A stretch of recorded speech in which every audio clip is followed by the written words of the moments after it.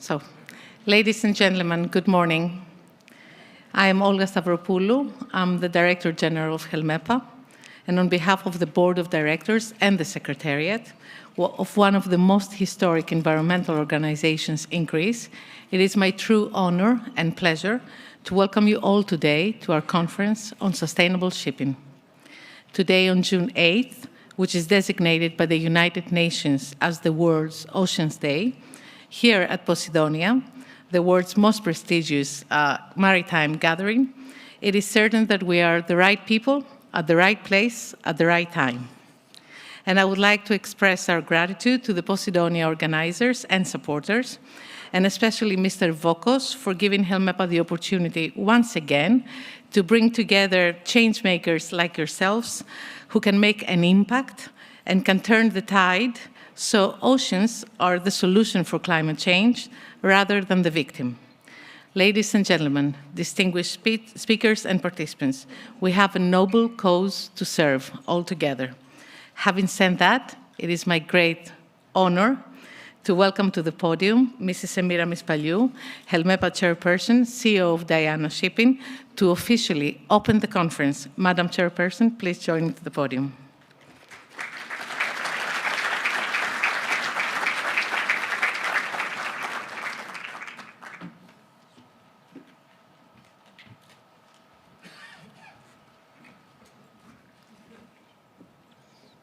Honourable Minister, Mr. Plakiotakis, Madam President of the Union of Greek Shipowners, Mrs. Travlou, Your Excellency, distinguished guests and speakers, dear HELMEPA friends, thank you all for being with us here today. I am immensely proud that this year HELMEPA celebrates 40 years since its foundation. Also today, as Olga said, it's the United Nations World Oceans Day. So, to reflect these two anniversaries, HELMEPA's theme for this conference is Getting on Board to Save Our Oceans. We are a historic non-governmental organization with a pioneering DNA, born within the Greek shipping industry back in 1982. A group of like-minded Greek shipowners and seafarers got together voluntarily to do the obvious, well before regulations were in place, to clean the beaches and the seas, and to spread the word to protect our oceans.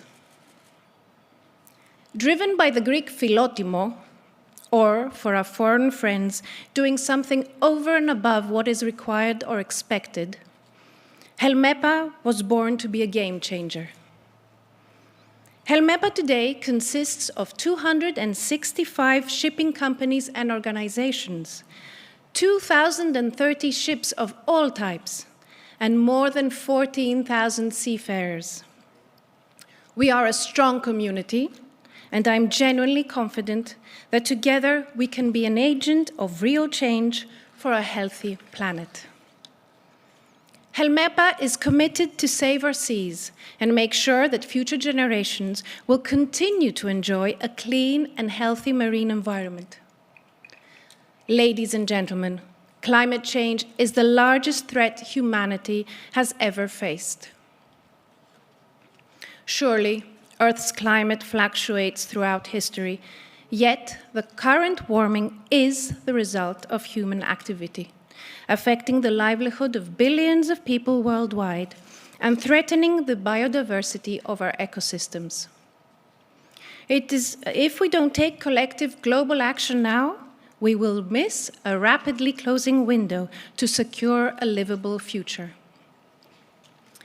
After COP26, which was held last November in Glasgow, the urgency to deliver meaningful change in the face of the climate crisis was reinforced. Is there anyone in this audience who has not been taking or thinking about what we can do to support that effort? Shipping's contribution to emissions is less than 3%, while shipping is responsible for the transportation of 90% of world trade. Yet, the importance of what we do, the way in which we knit the world together, and the essential part we play in delivering what is needed to facilitate everyday life has never been clearer. The coffee we drink, the cereals we eat, the clothes we wear, the car we drive, the fuel to heat and cool our houses, the medical supplies, and the cement to build our homes are just a few examples of how dependent we are on shipping. The world needs shipping, and because of that, shipping needs to be sustainable. And the responsibility to do what's needed to be done falls upon all our shoulders. While the container ship Ever Given blocked the Suez Canal back in 2021, we saw the consequence of one single incident of one ship, how it disrupted the trade for many weeks, and how it delayed the delivery of many goods around the world. While many governments promote and implement their net zero agendas, consumers and stakeholders around the world demand more from our shipping industry, including increased accountability for our environmental footprint. We share their same ambition, and that is why we too are supporters of Getting to Zero Coalition. The HELMEPA conference gives us the opportunity to get together and discuss, firstly, what improvements we can make along the supply chain, and secondly, the way we collaborate with our teams and stakeholders along the entire supply chain to limit our impact on our planet and ensure shipping continues to exist in the millennia to come. We assure you, members and friends, that we remain committed and focused on our founders' visions to save the seas. Sustainable development is another key element of our times. It is not only an issue of decarbonizing the industry and reducing its emissions, it is also about improving our society, making sure that our shipping industry and our society becomes more inclusive, fair, giving equal opportunities to all, and making our industry attractive to young talent. It's also about good governance, creating companies with transparency, good practices, and ethical leadership. We work with all our members and wider industry network to promote the importance of sustainable development goals. Companies and organizations that embed a mindset focused on sustainable development will be the industry leaders. As stakeholders across the spectrum are drawn towards them and seek to engage with those perceived as future-focused and forward-thinking, companies and people of moral high ground.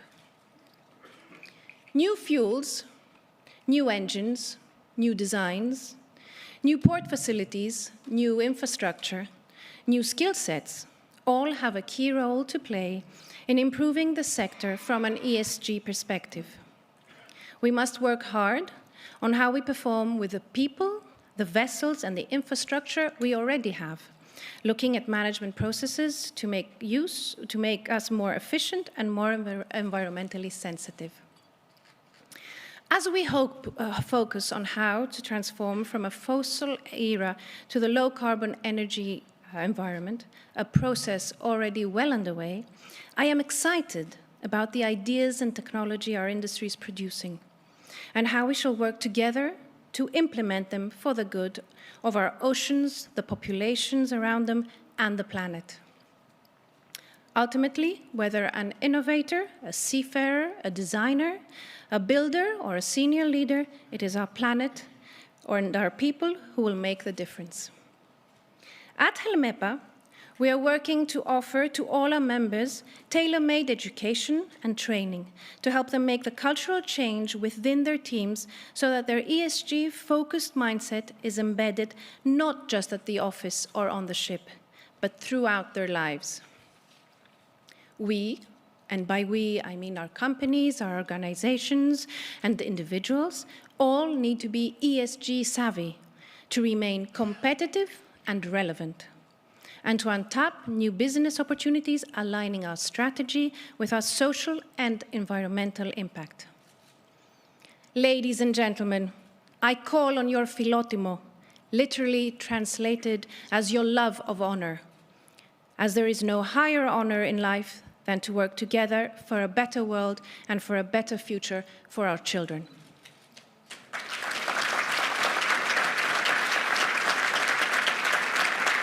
Thank you. Thank you.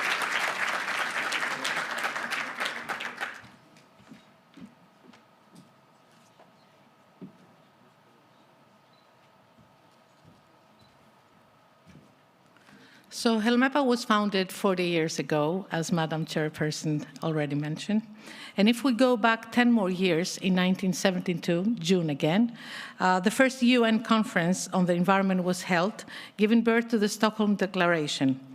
Mr. Admiral Cosmatos, who is here today, the first Director General of HELMEPA, he's right here in the front row, if we may give him an applause. He was kind enough to have drafted a special edition on the Stockholm Declaration, which we circulated to all of you today. And we really thank him for his forward-thinking ideas, for guiding us and sharing with us at all time. Thank you very much. So now let us continue. It is a great pleasure to call to the podium the Honourable Minister of Maritime Affairs and Insular Policy, Mr. Ioannis Plakiotakis. Thank you for being here with us.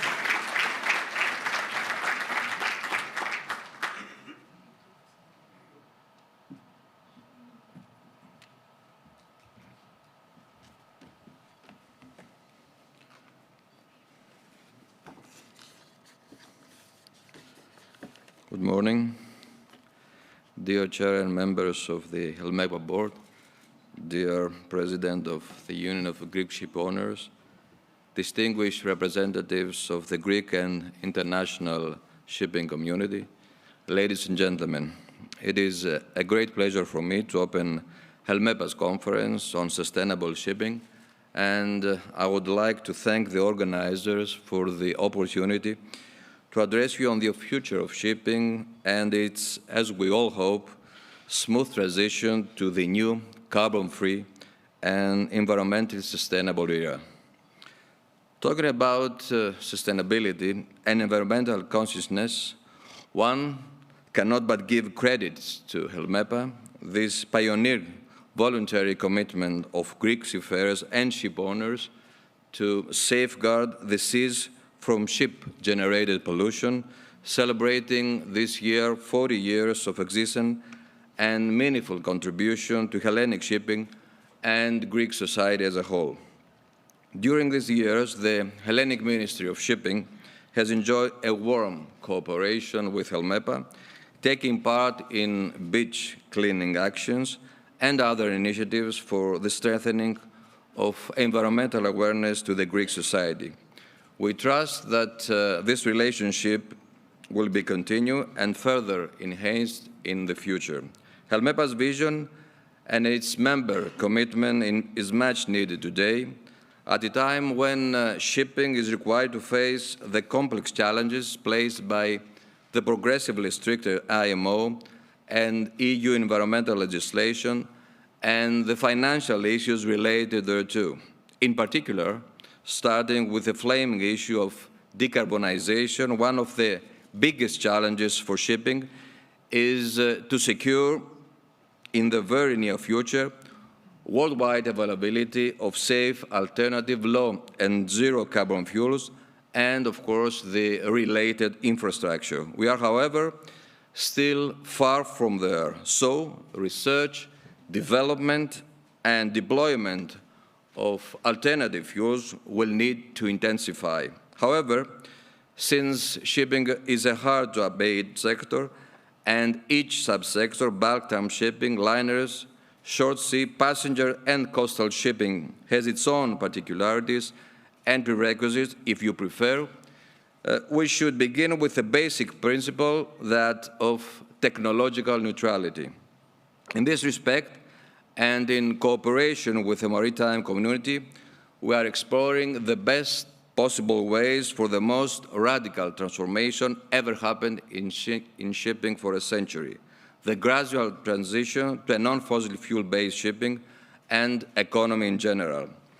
As the Hellenic Maritime Administration, we intend to continue contributing to the ongoing negotiations, both at the level of EU and IMO level, with concrete proposals on new environmental legislation aiming at regulations that will promote clean energy transition in an enabling, realistic, and inclusive manner without jeopardizing the predominance of Greek and European Union shipping and the resilience of our economies, particularly the growth prospects and well-being of the more vulnerable citizens like the islanders and the less wealthy.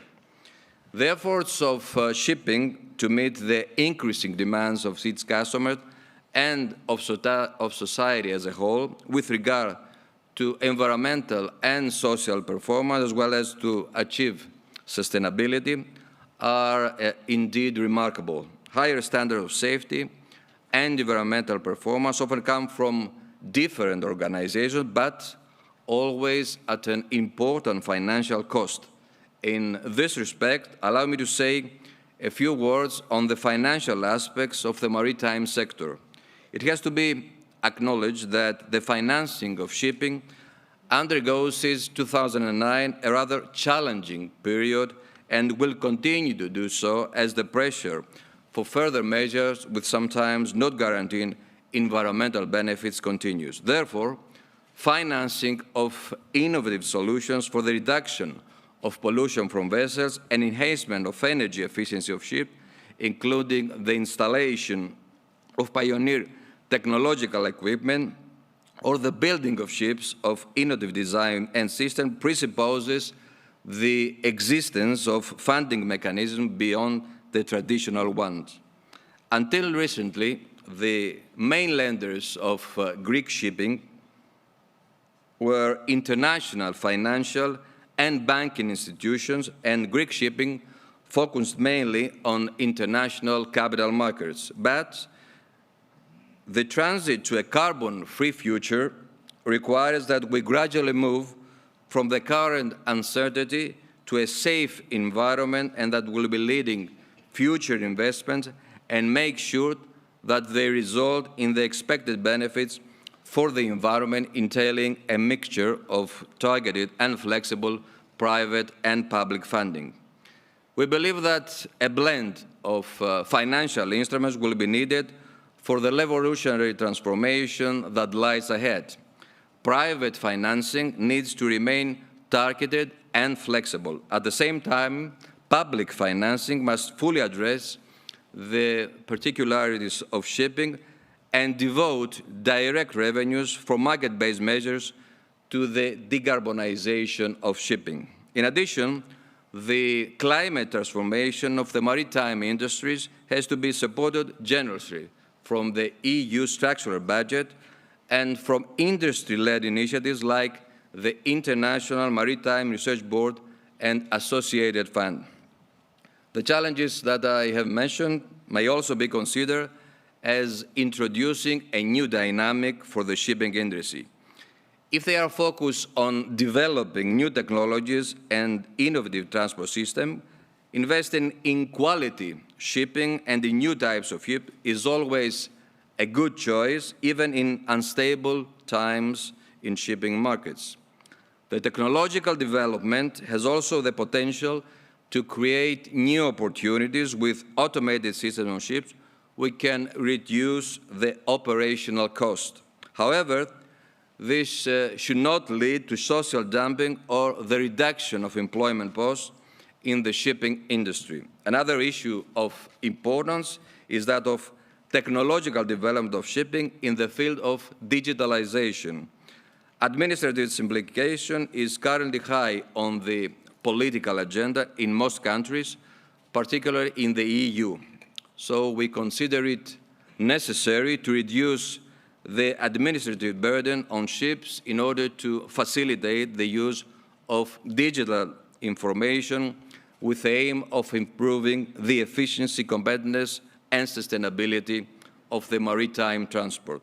Last but not least, let us not forget the other important environmental issues related to shipping, such as the problem of marine litter, ballast water, biofouling, and ship recycling. It is well known that HELMEPA takes special interest in the problem of garbage discharge at sea, with targeted actions both at ship and shore level. We congratulate HELMEPA for this action and will continue to support such initiatives, not least within the framework of IMO strategy to address marine plastic litter from ships in order to address this important problem in the oceans. Ladies and gentlemen, the success of Greek ship owner has always been based on transforming challenges into opportunities, not least through new investments. 3 generations of shipping leaders are gathered here today to share their insights into the key question faced by the industry in its involvement into a more sustainable, carbon-free future. The Hellenic Maritime Administration is confident that Greek shipping will again lead in this new era, corresponding to the challenges that lie ahead, with its characteristic visionary approach, deep knowledge, innovative spirit, and power of adaptability.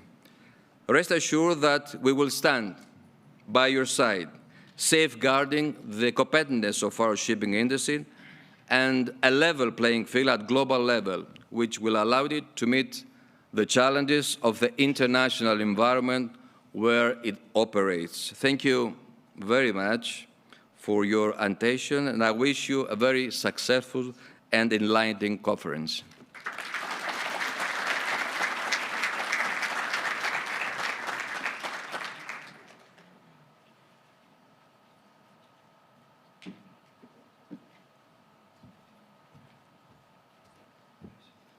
Thank you very much, Mr. Minister. We would like to also thank our donors today for helping us celebrating the 40 years throughout this year. We have promised to deliver 40 activities. We have almost exceeded them, and we're very happy. This is one of them.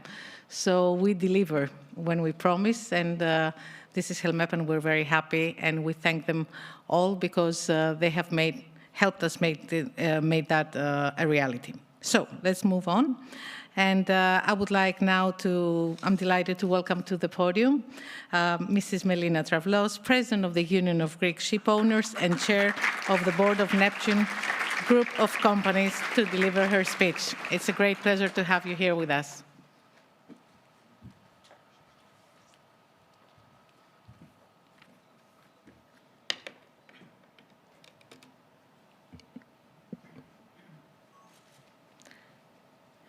Κύριε Υπουργέ Ναυτιλίας και Νησιωτικής Πολιτικής, κυρία Πρόεδρε, κυρίες και κύριοι, ladies and gentlemen, good morning to you all.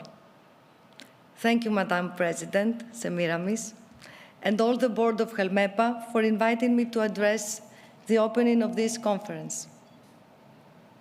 I would like to begin by thanking and congratulating HELMEPA on its 40-year of consistent contribution to our marine environment.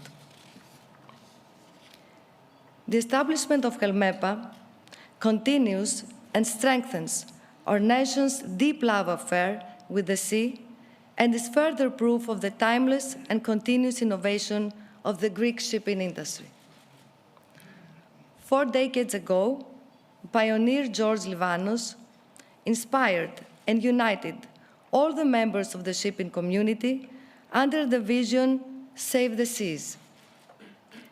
And this is exactly HELMEPA's power, the joint and voluntary commitment of Greek seafarers with shipowners to protect our seas.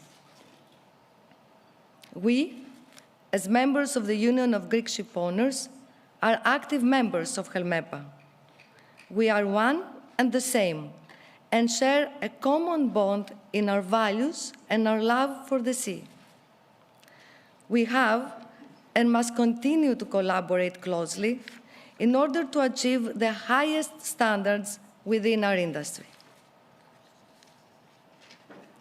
Quality shipping for us means a human-oriented shipping industry inspired and led by volunteers and their values. A shipping industry that supports, educates, and motivates its people to progress towards a better and healthier sea world. Volunteering is invaluable and right at the heart and the DNA of the Union of Greek Ship Owners. In our DNA lies also the adoption of sustainable policies, which can help develop shipping within the context of environmental protection. Ladies and gentlemen, I would like to confirm that the Union of Greek Ship Owners will continue to work consistently and with dedication in order to adapt realistic and feasible solutions that will lead our industry in this new era. In this context, we are launching a global information campaign with a clear, strong, and universal message: navigating the future of sustainable shipping. I call on your support. Our initiative, with your valuable know-how in volunteering and in protecting the environment. We all have a role to play in creating a sustainable future for shipping. Together, we are stronger, and together, we can achieve our goals. Thank you.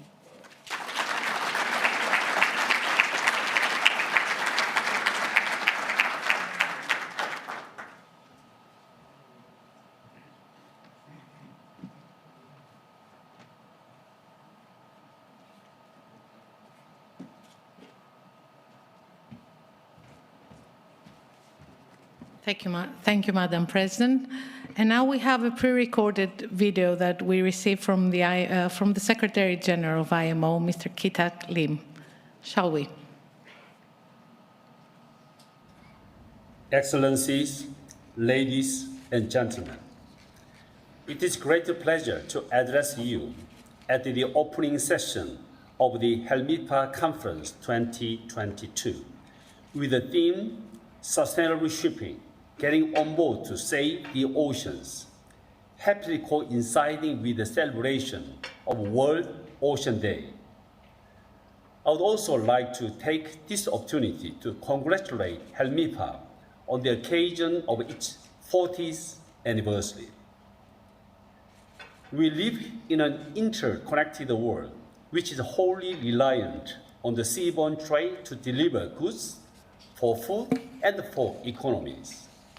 The importance of the shipping and the seafarers to delivering world trade has been in evidence throughout the pandemic.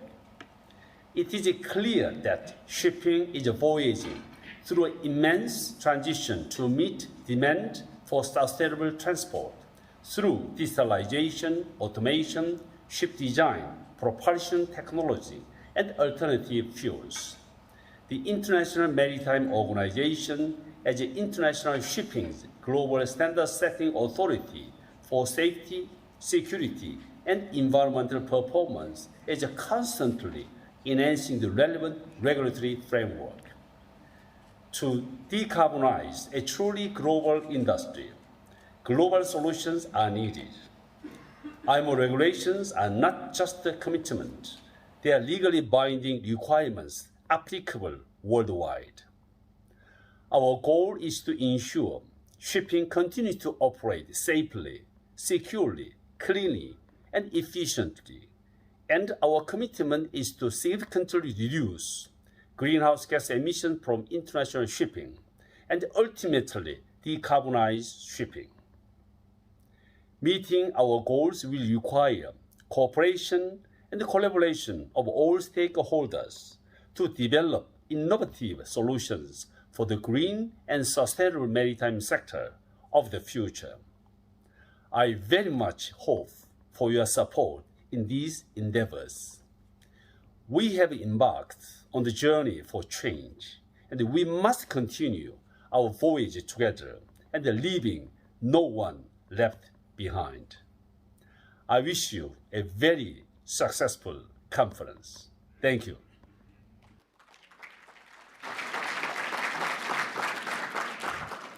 So we have managed to fit right in the time frame that initially we had, although we started a few minutes later, and we're very happy that we have a full house. So let's continue with our first panel discussion, where 3 generations of shipping leaders will discuss the key questions facing the industry going forward and reflect on how shipping has evolved over the last few decades. I'm truly honored to invite to the stage our distinguished guests and all ship owners, and I will call them in alphabetical order as presented in the agenda. Mrs. Susanna Laskaridis, Director Laskaridis Shipping, please. Thank you.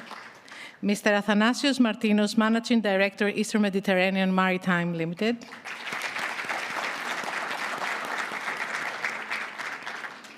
Mr. Simeon Pallios, Director and Chairman of Diana Shipping, Inc.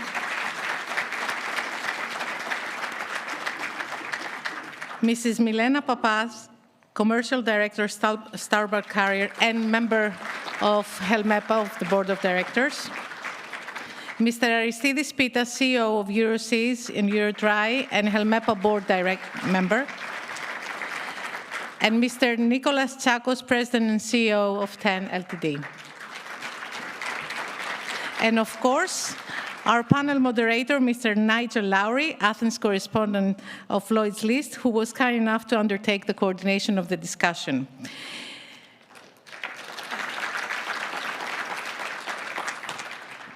Mr. Tsakos, you may come here, please, because the moderator, thank you. Να είστε πιο κοντά.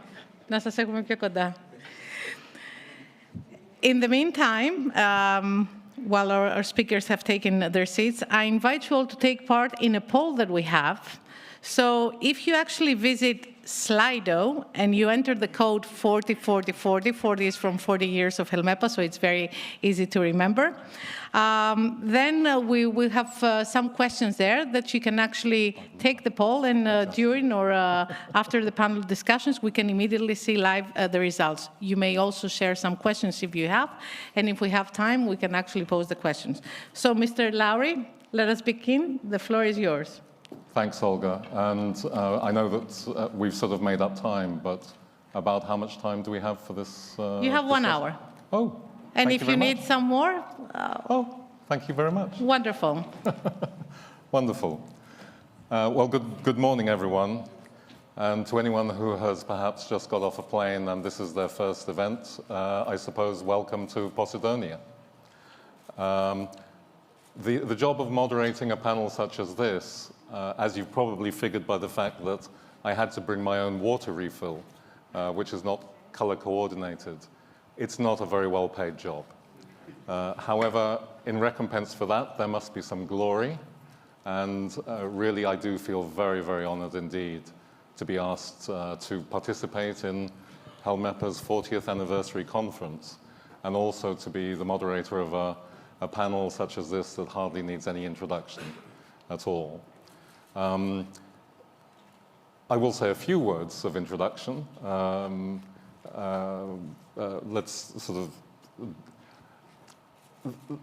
The age jokes have already begun, but I had a problem when someone said there were going to be 3 generations of shipping leaders participating in this panel. I actually had a very difficult job determining which those 3 generations are.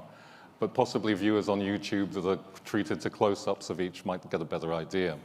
And we're not going to go in order of seniority. There's going to be no pecking order like that. It's all going to be very random. So let me start with Mr. Pallios, the founder and chairman of Diana Shipping. So just hardly needs any introduction. The founder and chairman of Diana Shipping, an icon of ethics and morality in the industry for so many years. He's also a marine engineer from Durham University, and on top of that, serves as president also of Diana Shipping Services, and the president of the association Friends of Biomedical Research Foundation at the Academy of Athens. Thanasis Martinos, on his left, managing director of Eastern Mediterranean Maritime, also an icon of Greek ship owning. He is, outside shipping, he is the archon of the Orthodox Ecumenical Patriarchate of Constantinople and the governor of Mount Athos, the civil governor of Mount Athos, and together with his wife, Marina, they both support social benevolent causes, mainly in Greece, through their family foundations, a year's non-profit civil company, and the Thanasis and Marina Martinos Foundation. Immediately on my right, Susanna Laskaridis is Managing Director of Laskaridis Shipping. She is a graduate from Cambridge University Business School, an active member of the Greek shipping community, outside of the family shipping firm, where she's been active for many years. She, as her own entrepreneurial effort, founded Real-Time Graduates, a non-profit initiative connecting young graduates with valuable work experience within the maritime industry. She's also the founder of Blue Cycle, the first integrated company in Europe focusing on the recycling of marine plastic waste. To Mr. Palios' right, immediate right, yes, Milena Papas is commercial director of Star Bulk Carriers, the largest owner of dry bulk carriers publicly trading on a US stock market. She has degrees in psychology and sociology, as well as shipping, trade, and finance. During a period working at Merrill Lynch, she assisted founding the Women's Milestones program, and she is a HELMEPA board member. To her right, Aristides Pittis. Aristides Pittis belongs to a long Greek ship-owning family tradition, going back to the 19th century. He is chairman, CEO, and founder of two US-listed shipping firms in the container and dry bulk markets, Euroseas and Eurodry. And he too is a HELMEPA board member. And last but not least, at the end there, strategically sitting as far away from me as possible, Nikos Tsakos. Nikos Tsakos needs no introduction. He is the founder and CEO of Tsakos Energy Navigation, one of the world's leading tanker owners. He comes from a traditional Chios seafaring family, and indeed, Nikos was chairman of Intertanko from 2014 to 2018, and he was also president of HELMEPA, I think at the time of the association's 20th anniversary. Is that correct? Unfortunately, yes. This was my age. And with this opportunity, I'd like to wish you well and congratulate both you and your wife Celia on your birthdays, I think, in the last few days. We only count Posidonia birthdays, so we stay young. Thank you. Okay, good. Very good. Well, we have an hour, and I'm going to take up probably 1 minute of that. As you were reminded, HELMEPA was founded 40 years ago by Greece's ship owners and seafarers. And the collective credit for this organization continuing and flourishing over a 40-year period obviously belongs to the community as a whole and is a feather in its collective hat. But as Melina Travlos, I think, said, she did single out one individual, the legendary shipowner George P. Livanos. And I'll mention him here for a particular reason. Though born in New Orleans, G.P. Livanos was a great Greek patriot, as have been many of the people who have served HELMEPA and sat on the boards over the years. And he absolutely hated the idea that Greeks and shipowners in general were seen then as careless polluters who cared only for profit. HELMEPA, one of the germs of inspiration to form HELMEPA was indeed an effort to change all that and to show the world that the reality was actually quite different. But more than that, in those days, he was one of the first members of the public to be so far ahead of his time that he had actually read the science about the trajectory the planet was on.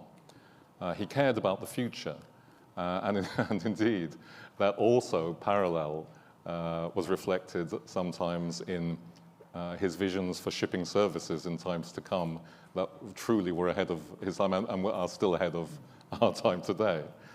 And in that sense, HELMEPA's continued well-being and achievements, though an absolutely collective feat that deserves to be celebrated, it does offer a great example of what one person, each of us, can achieve when we put our minds to it. And that's terribly important in the collective effort that is now needed, not only for the industry, but for the planet as a whole. It's that each individual doing their thing and exploring what they can do as individuals, although those efforts need to be added, obviously, to the collective efforts of all. And today we have little excuse not to be a little bit more like a pioneer such as he. The shipping industry has become much more future-oriented, driven by rapid changes to technology, but also in response to our increasing climate concerns. The question of sustainability that we're going to be discussing today has increasingly become a factor, but one that is not only narrowly related to environmental protection. And I'm sure we're going to hear a lot more about that from our guest speakers. We have here 3 generations, so I'm told, of shipping leaders ready and willing to share their insights into the key questions facing the industry going forward, and reflect on how shipping has evolved over the last few decades. The panel will discuss what leadership in shipping should look like. I hope how important is sustainable development in company planning, how to smooth transition to a zero-carbon future, and whether shipping has the means nowadays to achieve the public image that it wants and the talent that it needs for the future. And because I think that diversity is potentially one of the words and one of the topics that may crop up in the discussion, I think it's relatively appropriate to quote an African-American woman, a very famous poet, Maya Angelou, who said, "I have great respect for the past. If you don't know where you've come from, you don't know where you're going. I have respect for the past, but I'm a person of the moment." And so let's perhaps go from that to the first question. And, while staying in the moment and staying very sort of not going back in a sort of nostalgic way necessarily, but keeping fixed in our mind what are the needs of today and tomorrow, I think it's also very good to compare, how we've come on the journey and whether we are actually going in the right direction or the wrong direction, or indeed there's a bit of a mix of both in the industry. So the first question is, what is the biggest improvement in shipping in the last few decades, in your opinion? And what is the worst change in your personal view? And perhaps we could start with Mr. Palios, who's looking at me in an extremely determined way, and then perhaps extend the conversation to everyone on the panel. Well, thank you, Nigel, for starting this conversation with me, from me. I happen to be the oldest, but I think we started together with Anastas approximately the same time.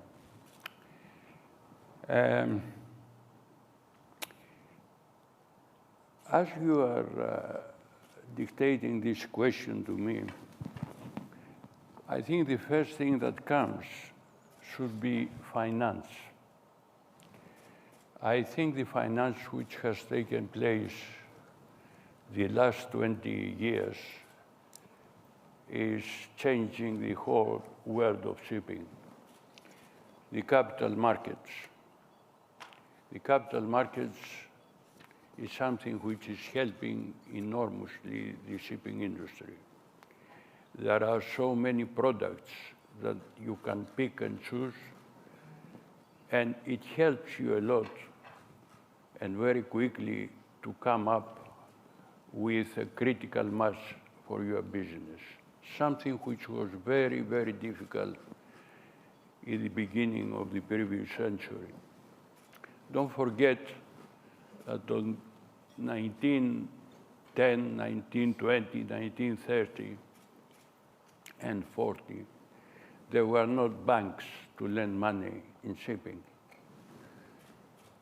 And that was the result that most of the families used to intermarry because the capitals should not get away from their own position and go to another village. Then you had very small possibility to carry on with your business. And then from 1955, there were only two bankers who were lending money in shipping. One of them was Lines from William Dickens, and then very actively Jerry Harrison, and the other guy was from Piraeus, Tom Sortel from Citibank.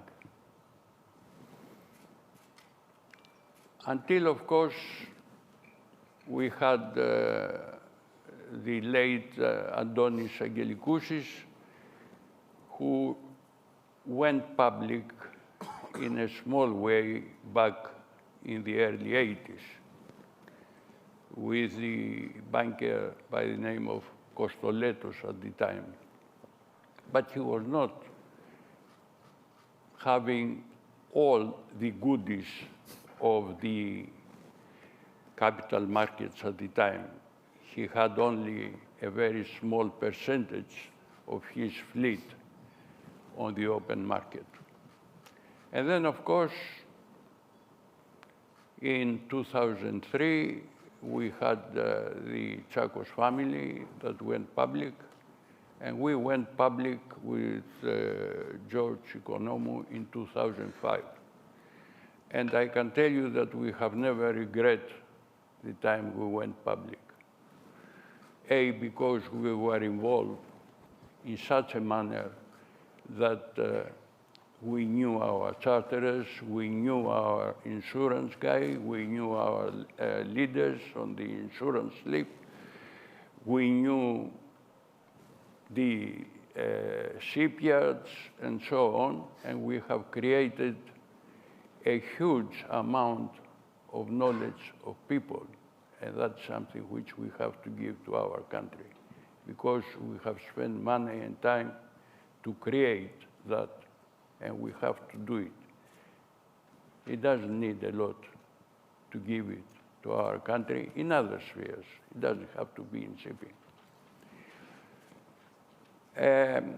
But I think I will be unfair if I stick to the capital markets, if I don't say a few words about the innovations in the technical side of the vessel.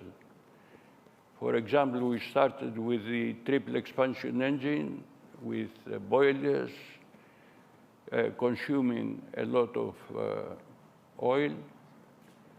And of course, we went from the triple expansion to the opposed piston engines with a lot of moving parts and very difficult to maintain.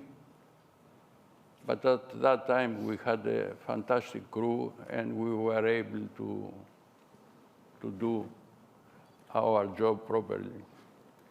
And then from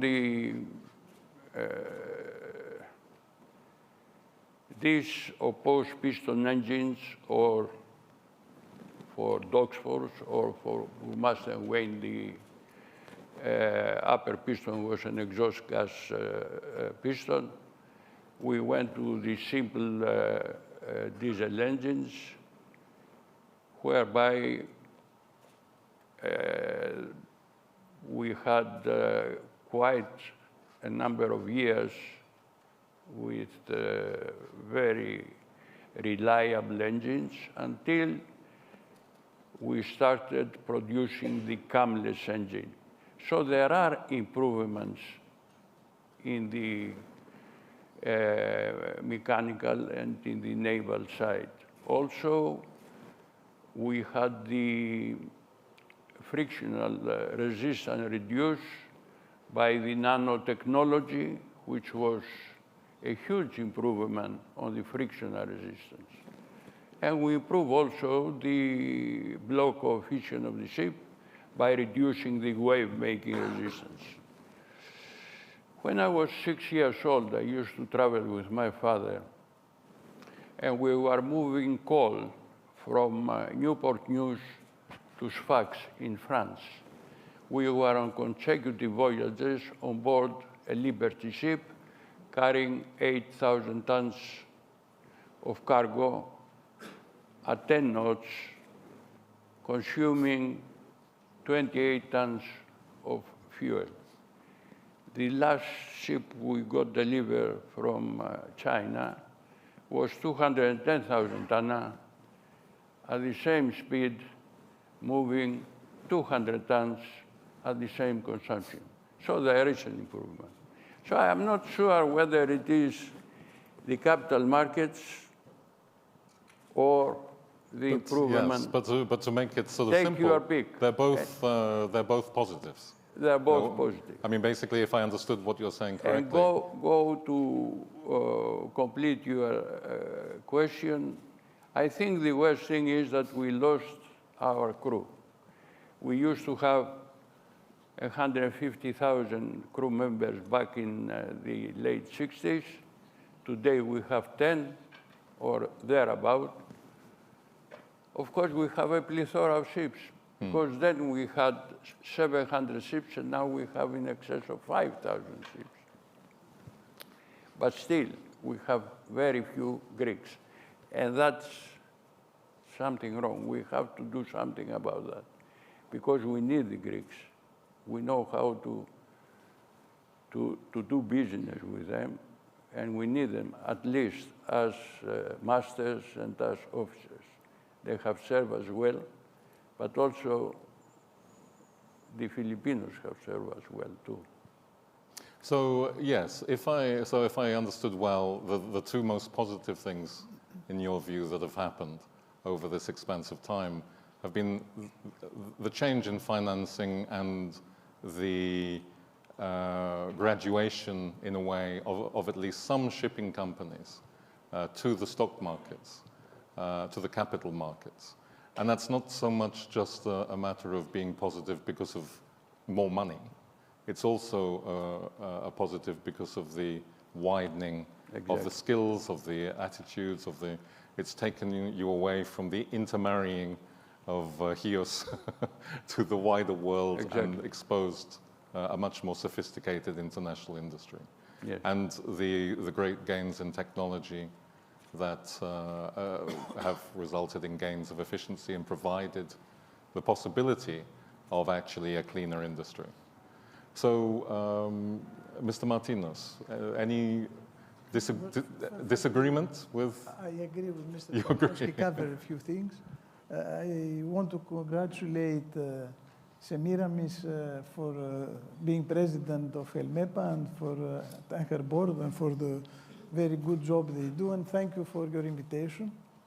Wish you all the best, and we will continue to support HELMEPA, especially now that there is this new board, ladies board as well.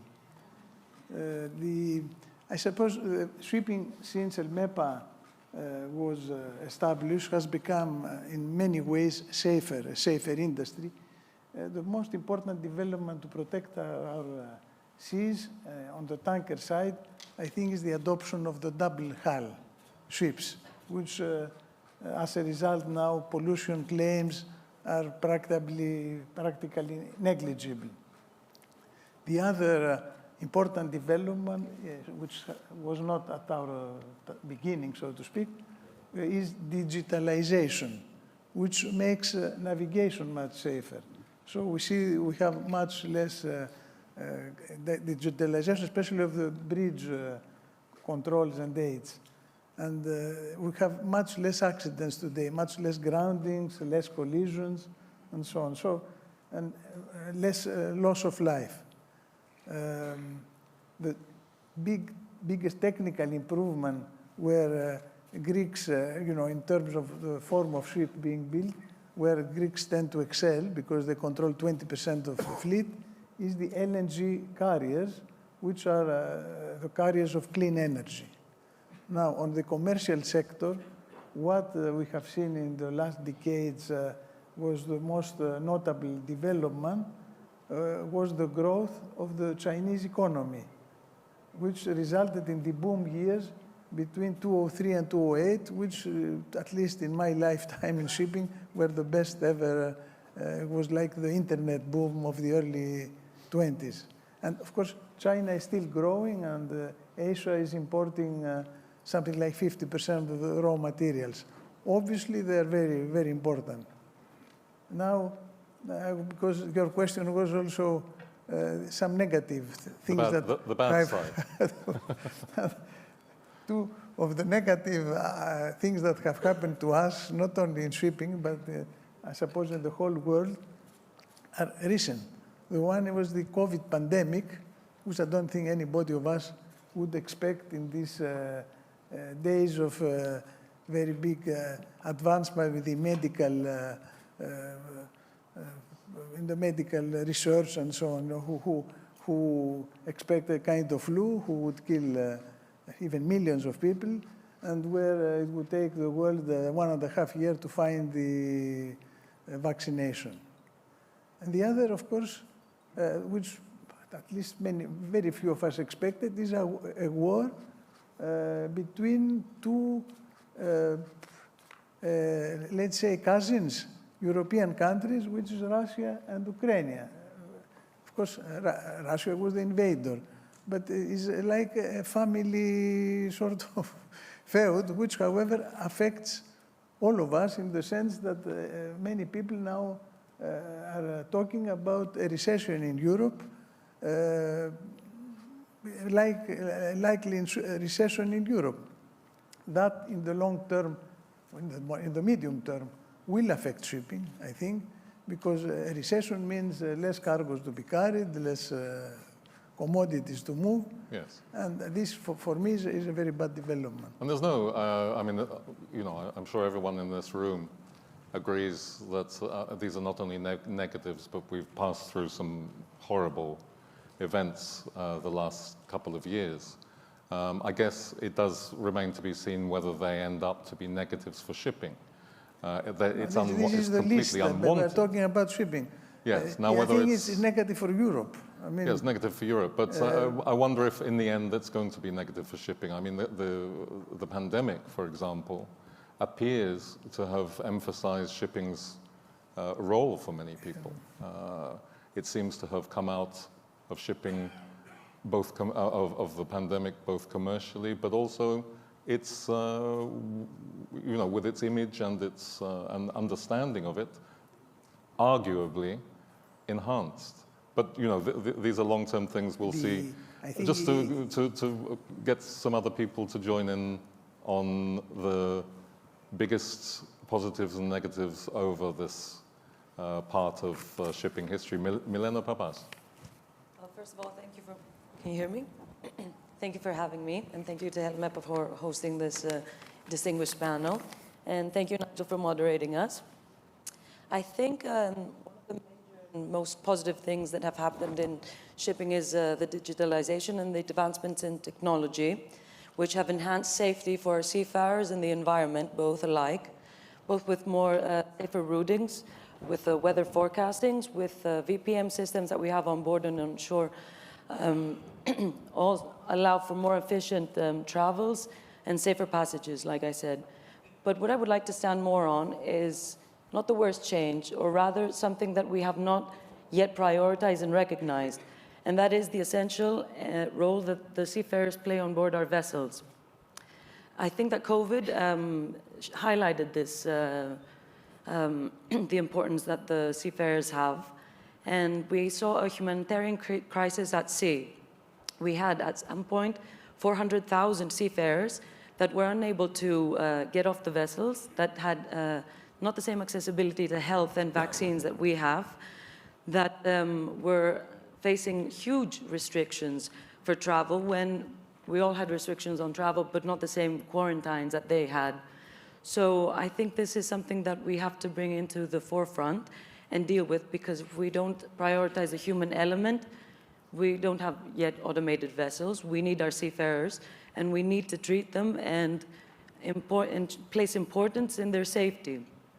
So I think these two things for me are the major highlights, worst and best. The gentleman at when I say gentlemen, the two gentlemen at the end who, for various reasons, do have a historic vision of shipping, obviously. They come from sort of long-standing roots.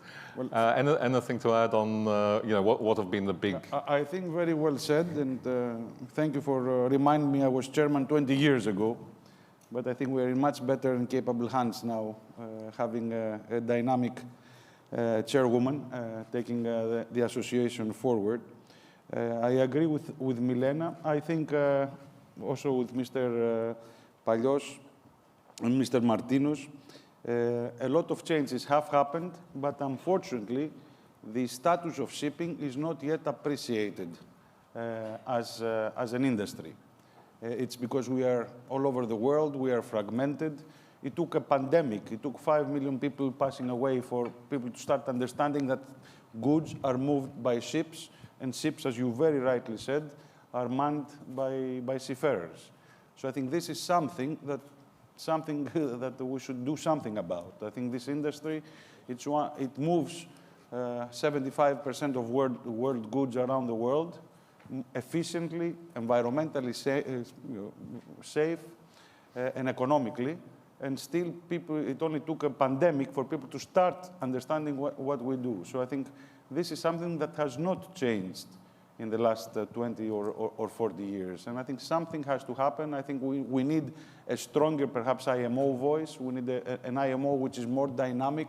I didn't want to get in trouble with the Secretary General, but I think something has to be done for this industry to be appreciated more. And I agree the double design that Mr. Pallios and Mr. Martino said was a huge change in the industry, and all of it was done without any subsidies. The industry progressed forward. It's always in the forefront of environmental change. We still are 2.5 or 2.8% footprint in the environment, but we're working every day to make this lower and lower, and we need, we need assistance for that. So I think the image of the industry, for us to be able, has to be better, and it's not over 40 years. You're absolutely right, and all right, I haven't been covering shipping, I missed HELMEPA's foundation, I'm glad to say, but I have been doing it quite a while. And I think one thing that hasn't changed in all that time is that the industry never ceases to complain, with some justification, that it does not have the public standing and the image that it deserves. And that is a constant over all the years that I have been covering the industry. One thing that has changed, though, is that the percentage of world trade that you carry apparently comes down continuously, because I remember it used to be 95%, and now you're talking about 75%. And that, to be honest, that's something I've never quite got to the bottom of. Yes, Nigel, it's 90. I think it's 90%, and it's been 90% for quite some time. You're asking the same question to me, right? I'm asking the same question to you, yes. I hoped you would ask me before Nikos, because I had exactly the same answers to give as Nikos. You have to be more dynamic. Honestly, I have a plan B. But really, I think the first and the best thing that has happened in shipping throughout the 30 years that I'm in this business, so I'm a little bit in the middle at this stage within this panel, I would say, is that we have improved the safety record tremendously. And this is a great achievement, not really recognized, but it's, you know, maybe about 10 times less total losses, accidents, loss of life at sea, oil pollution spills. All that has improved tremendously during all these years. And of course, the reason is the technology, but also the mentality of the people that are involved in the business. So I think this is the best thing that has happened. And the improvement of this safety record, together with the understanding that crew matter, has also helped tremendously improve the standard of living of the people on board our ships today. I remember when I first started, the hours that everybody on board used to work on were really very, very cruel. And I got to get used to that initially, but things have changed, and the MLC came out about 10 years ago, and we have several hours that they can work, and we are improving the situation on board the ships, and we have internet on the ships so they can communicate. So things have been done, and there's been a huge change in these two factors, safety and the welfare of our seafarers. And yes, the worst thing I think that we have done is what Nico said. We have not been able to communicate to the world what we do so well. And this is a problem. It's a difficult problem to be solved because we are, you know, probably the only totally international business in the world. So it's very difficult for us to address the public. The public in each country has its own problems and not the global problems. So it is a very difficult task to do. We have, but Nikos articulated it better than me. My plan B thing is that I think that we have not done enough to improve the pollution that we produce whilst operating our ships. We've done a lot, but not enough. And we are facing it today, and that's why we are seeing that governments are trying to impose rules on us and not allowing us to continue to self-determine our future. Because we all in this panel and in the industry are really proponents of a better world, of a more sustainable world, but we have to put that into action. So these are the two things I wanted to say. Nigel, the 75%, because unfortunately I still think as a tanker owner, I wish I was more a container owner, is 75% of the world's energy, because you have those weird things that are called pipelines that take the rest. So in that, and just to say that we do not want to be seen as heroes for any other reason, but we want to be important when decisions are taken for us by others as an industry. That's the only reason I believe we need to be to have a stronger international voice, because we end up being the guinea pigs for every new legislation, for any new fuel design, for anything without being consulted. Thank you. Susanna Laskaridis, you've heard what your peers have said. I have to say that I think I've been covered by every point that I've thought about. I think that's a good thing. Definitely reaching the safety levels that we have today through technological advancement, whether that is navigation at sea or vessel construction, even port safety has improved tremendously. I think pollution incidents have gone down greatly exactly because of that, and vessel construction. I do think another positive, but that's also quite more recently, maybe the maximum the past 10 years, is the slow realization of the importance of climate change and how each industry can play its role in reducing its own greenhouse gases. So I think that's something that's slowly starting to become a lot more important in shipping as well. Regarding the negatives, I think the lack of appreciation of shipping was one thing that I think is very important to note, not only because of the pandemic, where we saw absolutely everything stopping but shipping. Everything closed down. I'm sure it's very recent, everybody remembers, and shipping never really stopped, not even one single day. And not only that, but also with the evergreen grounding, we did see again, it was a joke, you know, on social media, it became viral, and yet still the importance of shipping and seagoing shipping seems not to be appreciated as it should. I think that's the most important thing, and that sort of goes together with regulatory fragmentation that seems to be popping up, and it's causing problems to the industry overall. So I think I've been covered by everybody, and I think it seems that we're all on the same page as well. Right, and there's a lot of talk today about ESG issues, environmental, social, and governance issues. Indeed. And I guess, putting the comments together, each one of those was very, very slightly touched on by various speakers because they are fundamental issues, even when you don't talk about them as a package. Yes. As a sort of as a buzzword, which is becoming apparently increasingly important. And will remain with us. And will remain with us, yes. But I mean, especially for our audience, would you like to say a little bit about the importance, the emergence, and what they are actually? Firstly, I'm not an expert on ESG. I'd like to put that... Compared with most people, you probably are. No, I think what is quite interesting is if we break it down very simply, is that the concept of sustainability started from the late 60s.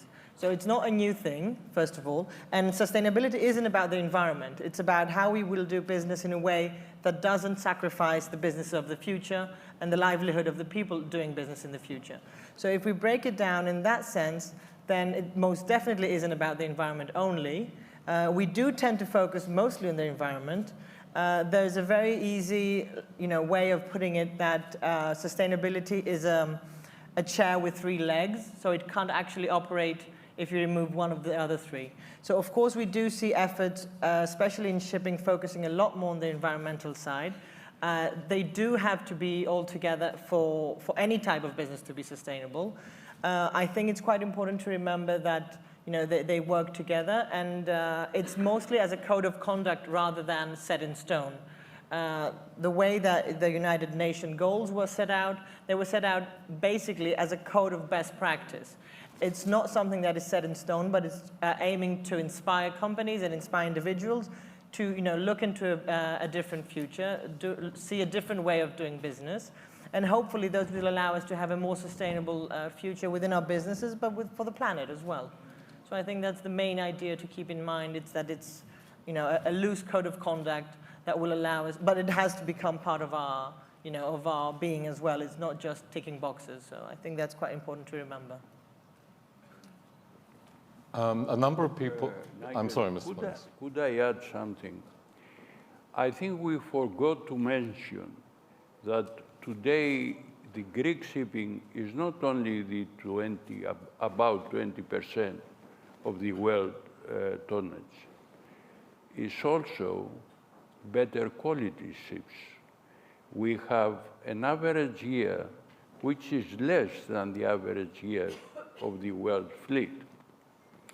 Whilst 30 years ago, we were running approximately an average of 19 years. Today is down to less than 10. That's very important. So we are really shipping people. We are not the taxi drivers, as they used to call us in the past. We are there, and we will be there. Understood, and in fact, you've done me a great service because you reminded me of something I'd forgotten. Because I think Olga, we have a couple of questions for a poll that we're going to put to our audience. You've done it. Oh, great! So I'm the only one who actually didn't notice that.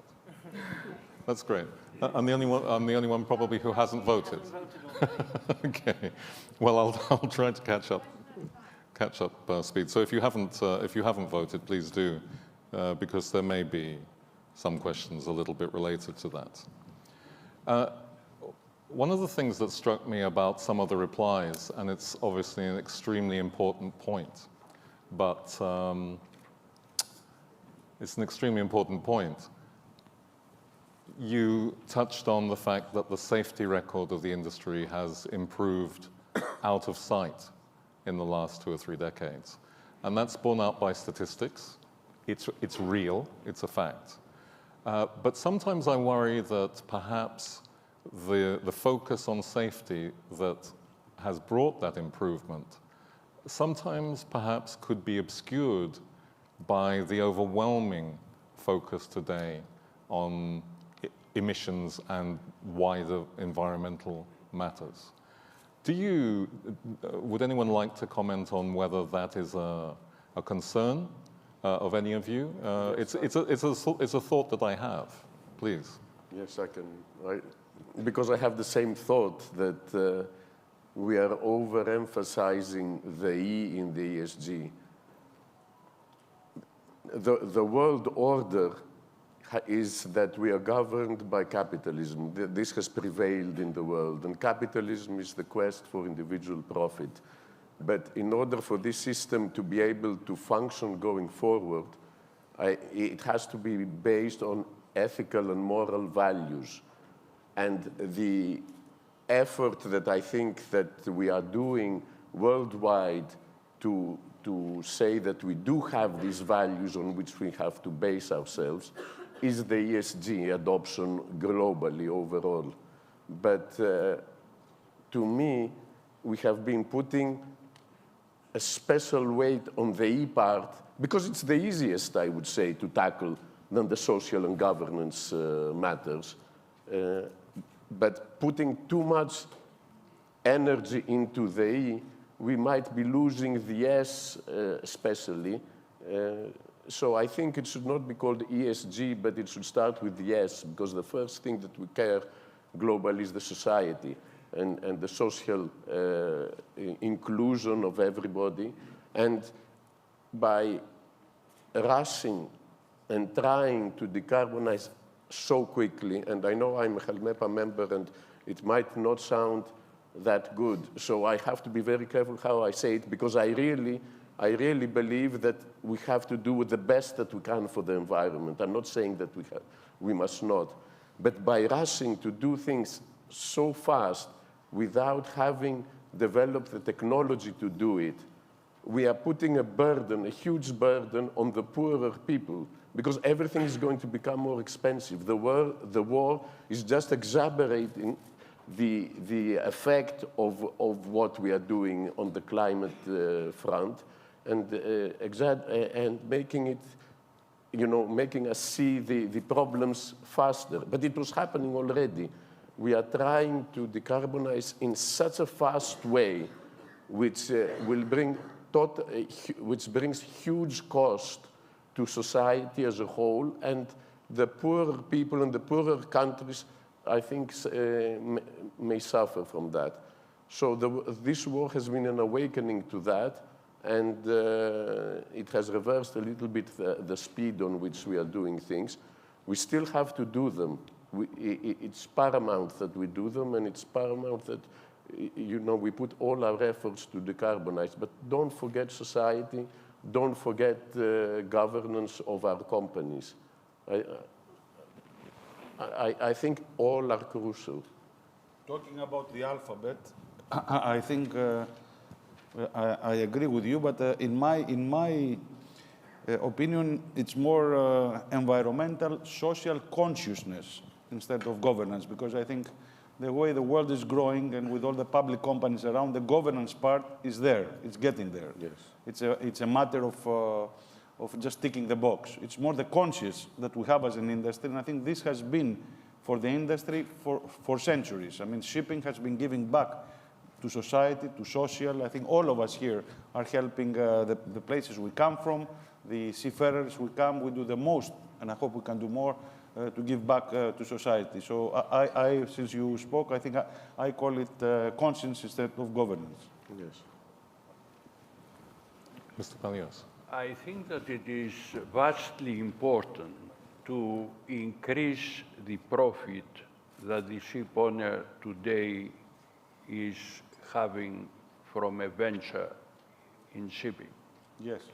It's very small compared with the risks he is taking on his capital is huge.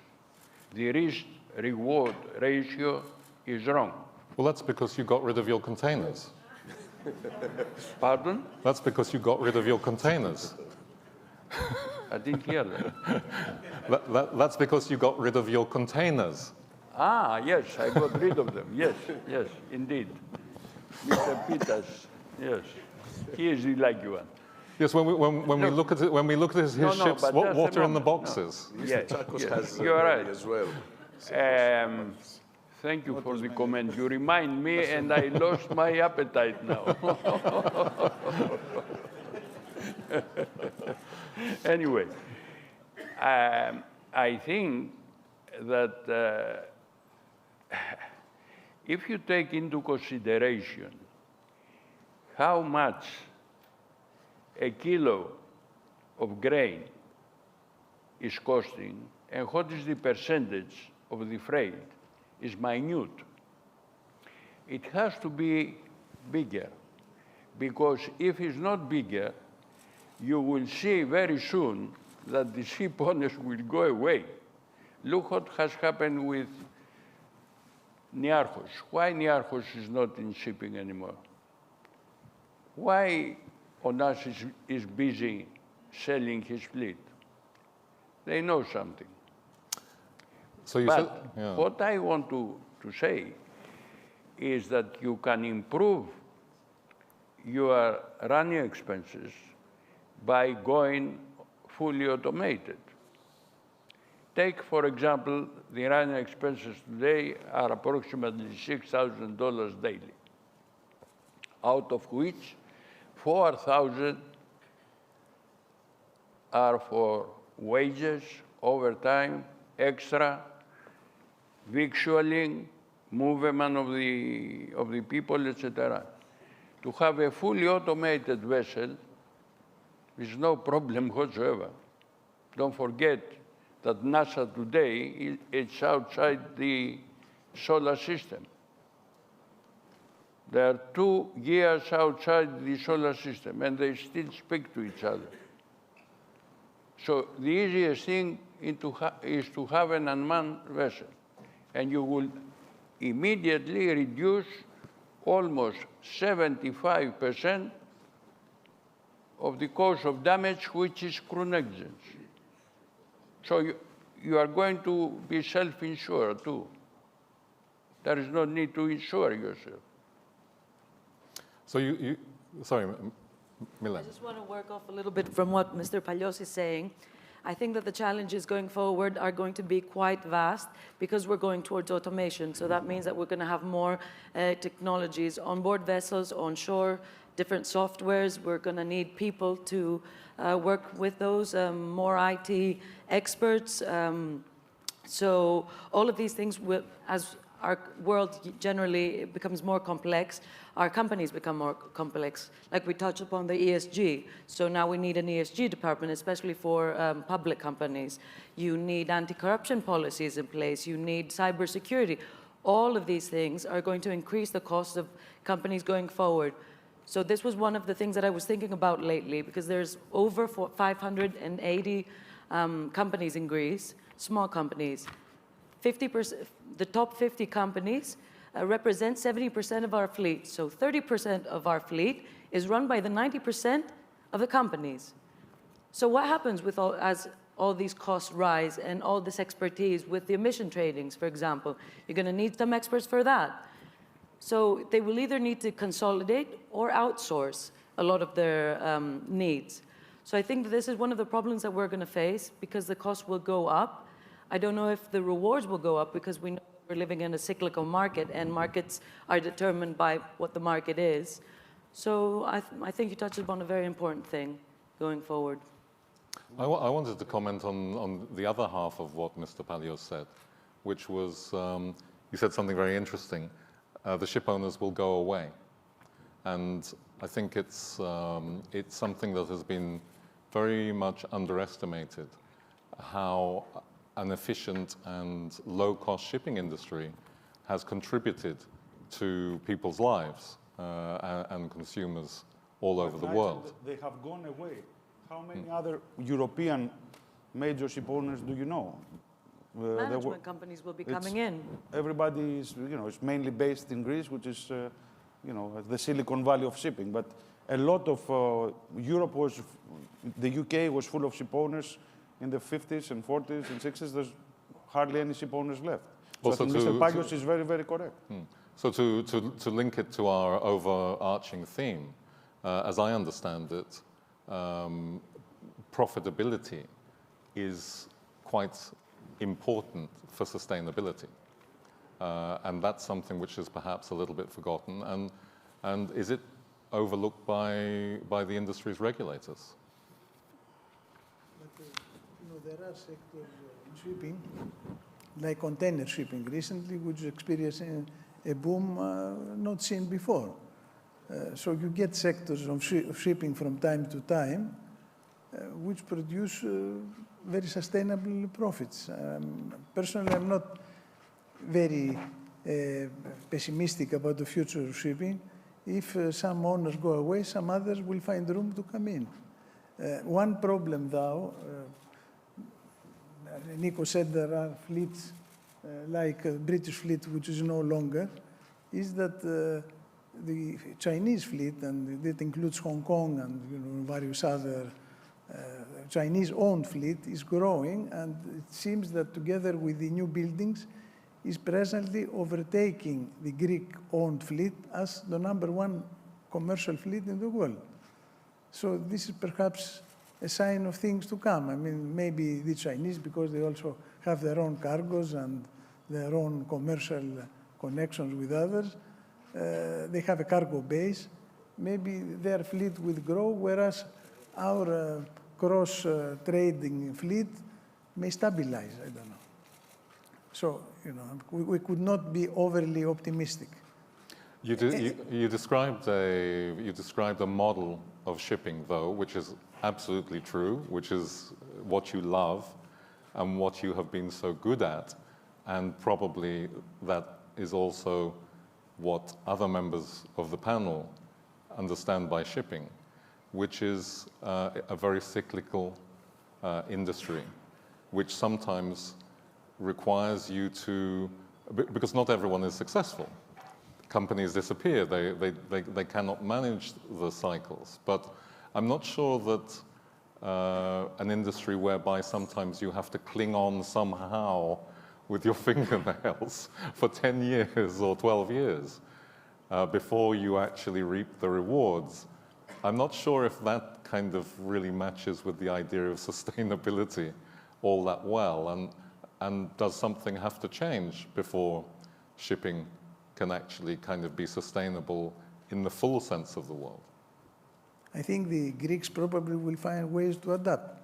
And don't forget that we are descendants of Ulysses, who had his difficult times, in mythology anyway. He found ways to. He was a ship owner, after all, because he owned the ship, a ship owner and the captain. It took him years to go back home. He survived. But we digress. As I said, we're going to be staying in the moment. Nigel, the ship owner, sometimes we are a bit like this game in Sky, which is also owned by a ship owner, by the way, this Survivor game. Some people see it, I don't see it. I didn't know that. It's a game of survival, ship owning. So, there are difficulties. Many of the initial comments were very interesting about how things have changed. And there was also talk about how access to the public markets have expanded people's horizons and their knowledge. But I just wondered, I suppose, how many Greek shipping companies are publicly listed? Perhaps 20 or 30. And as you mentioned, in total there are sort of 550 to 600 shipping companies. So the majority is not publicly listed. But is the stock market actually a sustainable model, especially for a global tramp shipping business? Because the endless pressure of to produce quarterly profits and quarterly dividends, the capital markets can be very short term. is actually the stock market a help or a drawback to a sustainable shipping industry? Where is the drawback? Where can you see the drawback? Well, I'm hoping. Sorry. I'm hoping the drawback will be Mr. mentioned Peters, here. drawback first. But it's not a buyback of. We're not talking about a buyback of shares. I'll repeat what Mr. Palliot said, that I'm totally happy that we moved into the capital markets and we were able to grow our company to a size that we would not be able to do if we had remained a private company. So we were able to really grow the company through the capital markets, and it has opened up many other financial means that were not available to us as a smaller company. And this is important because, as Milena said before, you cannot be a very small company going forward. It will be very difficult for the very small companies to survive. You need competencies that are not available in a small company. You need to be able, to pay very qualified and well-educated people. You need to be bigger. And if you are to compete with what Mr. Martino said, the Chinese and the Far Easterns, you cannot do that with a small shipping company. You have to be bigger. So I think being public is one way that the Greeks have found to resist and to fight this competition, which is totally global, right? It's a global business. We are competing with everybody else in the world on a very equal footing, I would say, to a great extent.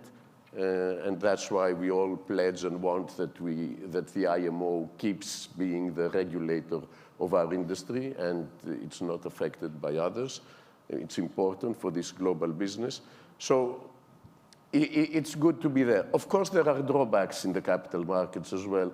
I do drawbacks now because I thought you were going to do drawbacks. Okay, you'll say the drawbacks. But I'll just say that reporting quarterly is not a drawback. In fact, that is a plus because it keeps you on your toes. And it keeps us... Just a moment, because we have Mr. Bornozis here, so we have to be careful what we're saying. He'll say the drawbacks. He'll say the drawbacks. So first of all, I want to thank Mr. Pallios because you made me 10 years younger. We went public in 1993 in Oslo and in 2002 in New York. So, but that makes us feel much younger. I would say, so because you mentioned history, which is always very important, and we have here some of our people, when we went public in 1993, we had Mary Lynch was our underwriter, and I was just out of business, of Professor Grameno's tutoring, where also Nick Bornozis was my teacher for accounting. That's why, and the head of the shipping of the bank was Mr. Michas, a very successful Greek American, and he told me, if you go public, I want you to promise you will only look at your share price once a month. You should never, that's a drawback, you should never take decisions for a long-term business based on what you're going to report in the next quarter. So I think this is the only drawback, is we all have to be able to contain ourselves and have long-term planning for where we are going, rather than having to take a decision to make our shareholders or anybody happy for the next quarter. Yes. And as Haris Kosmatos, who is our investor relationship, knows, we try to stick for this for the last 30 years, successfully or unsuccessfully. And just to add on what, Nico, you said, this is, to me, also the only drawback, that the investors in the stock markets are much shorter-term players than we are. But our fiduciary duty towards the company is to look at the longer term, and we have to have the strength to do that. Can I take the floor just to add a couple of comments? Working off of what you said, I think that the ESG, first of all, helps public companies because you organize within your company and it makes it more sustainable. And public investors are looking a lot at the ESG ratings. So this is something that makes a company more attractive. It also helps it internally. Yes, it has bureaucracy, it has costs and everything that goes with it. But I think that also one way to make the investors look at your share price a little bit with the more short-sighted, is to give out dividend, which is something that we have been doing when we're very happy now that the market has come up, and we've implemented a sustainable dividend policy that the analysts can predict more or less. And we give all the income that we get from our vessels, apart from the working capital that, of course, you have to keep for the rainy days, which we know are unlimited in shipping. And one more thing that I wanted to touch upon was what you said before, that one of the drawbacks is that the maritime industry, and especially shipping, is not that visible.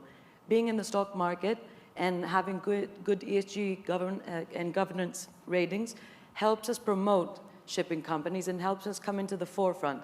Having a stronger share price, giving out dividends, being top rated, all of these things give visibility and give promotion and marketing for shipping. Okay, so I mean, just very, very quickly, because we need to push on. Yes, I don't like to hear drawbacks from three of you here. There are only positive sides. And let me tell you why. First of all, shipping needs discipline. And the stock market makes you be more disciplined on your own business. But You Greeks have are not internal... disciplined. Greeks are not that disciplined. Well, that's why it's good to be in the stock market. I made a terrible mistake. I mentioned the word drawback. I mean, all ship owners want to talk about the drawbacks. Oh, yes, Mr. Martinos, drawbacks. I'm not in public. Here we have, out of the 6 participants, 4 have a public company and 2 of us a private company. But I must remark, with all due respect to my very good friends here, that all Greeks who have a public company, they have a private company on the side. So if there is any drawbacks, It's absolutely true. The best of both worlds. Absolutely true. So just to push on. There are no drawbacks in the sense that Mr. Martinos is such a big company that he has the benefits without needing to be public. it's not true. I mean, there are benefits in public companies. I think Olga wants. I think I'm the only drawback in this conversation. I really, I don't want to, but I have to. This is the specific role that I have today. It has been an eye-opening discussion, and we truly thank you all. I don't know, Nigel, if you want to wrap it up, and if we can see the poll right now, what people have. Let's have a look at the poll. Yeah, let's have the results before we take a short break. Okay. So, I cannot say it from here. So there's a huge kind of optimistic vote that this is Greek shipping's best poll. days Yeah, are that is ahead. right now. Right before we had one that was over 135 people. If we can see that one also, because this is the results of the other one, because this is running as we speak. Is that possible, or should we do it for the second panel? Just give me a thumbs up or not. Thumbs up, okay. So let's see. In the meantime, we will take a very short break and we will come back for the second panel. We have something to treat you right at the foyer, coffee. Here are the results. Thank you very much. It has been wonderful. May I kindly ask to take our seats again and invite everybody to join in, please? We have made an effort, but obviously the break is enjoyable. But we have ahead of us a very lively discussion, very, very interesting. So before we continue our program, I would like to also I'm very pleased to inform you that HELMEPA, together with the Greek Institute of Maritime Education of BCA, and in collaboration with the Global Ocean Institute of the World Maritime University, have designed a postgraduate course on sustainability in shipping. And it's going to be offered to maritime professionals and students, and of course to our members. So everything somehow fits in. So let us continue on the second panel discussion on sustainable transition. Our high-end speakers are invited to showcase the challenges and the expected fundamental changes in ship operation, as well as the stakeholders' traditional roles and relationships. We certainly look forward to a very vivid discussion. I'm sure about that. Our moderator is Mr. Panos Zachariadis, member of the board of HELMEPA and technical director in the Atlantic Bulk Carriers Management. And together with Mr. Zachariadis, who is now joining me to the stage, and I thank him very much for all the support he has given for the organization of this conference, the agenda and how it has developed so far. This is the man behind the scene, and I thank you very much for that. So in alphabetical order, I would like to invite our high-end speakers, as I said, Mr. Nick Brown, CEO of Lloyd's Register, Mrs. Dorothea Ioannou, CEO designate American P&I Club, Mrs. Milady Stubu, Senior Regional Director, Microsoft, Mr. Christos Tsakonas, Global Head of Shipping, DNB, Mr. Christopher Wernicki, Chairman, President, and CEO, ABS, and Mr. Mads Peter Zacho, Head, Industry Transition, Maersk McKinney Moller Center for Zero Carbon Shipping. If we may, Kostas, share with us in the meantime the results of the first poll, so we can see what are the results of the first question. So, do you think shipping can achieve zero greenhouse gas emission by 2050? Yes, 55%, no, 45%, and if I see correctly, is 143 participants already, and we thank you for taking the poll. Now there is a second question active. You may participate it. Please, the floor is yours, Mr. Zachariadis. Go ahead. Thank you very much. Thank you. Welcome, everyone. So the poll says that people, at least those who voted, are divided 55 to 45% whether shipping can achieve zero greenhouse gas emissions by 2050. So we'll discuss about those issues in a little more detail later on. But I wanted to start from an issue that was raised in the previous panel. When Nigel was asking, what is the best thing and the bad thing? Some people, about shipping that happened in the last 40 years, some people said COVID. And COVID, some people presented it as a bad thing, and others mentioned that COVID actually may have been also a good thing in that it has projected to the people that don't know shipping how much their lives depends on shipping. And I wanted to mention something that I had been involved last March. I was asked to speak at a conference on the Liberty ship. And the conference was organized by airline companies, okay? And I said, what do you want me to speak about? It was all airline CEOs, and they told me they want to know about shipping, so they want to know about the regulatory framework of shipping and all that. So, okay, so I go over there, I see all the airline CEOs from Europe, from America over there. And then in the break, I asked them why the title of the conference was First Marine Day, but it was all airline companies in the audience. So I asked them, why do you want to know about shipping? They said, well, you are the only industry that didn't stop operating during COVID, so we want to know how you did it. And number two, during COVID, our only clients were crew members. So we want to know more about shipping. So this shows you, if anything, how much shipping has gotten into the center of attention for COVID. And of course, we owe all this. The reason we didn't stop operating is our crew members.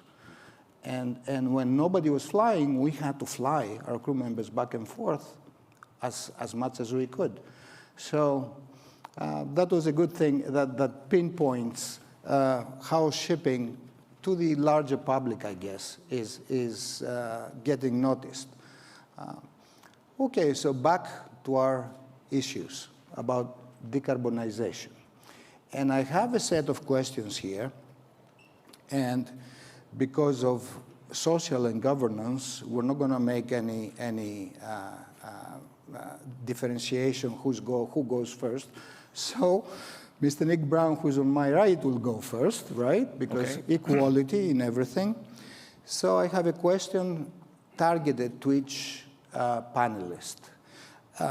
So, Mr. Brown, we have all this tsunami of new regulations coming.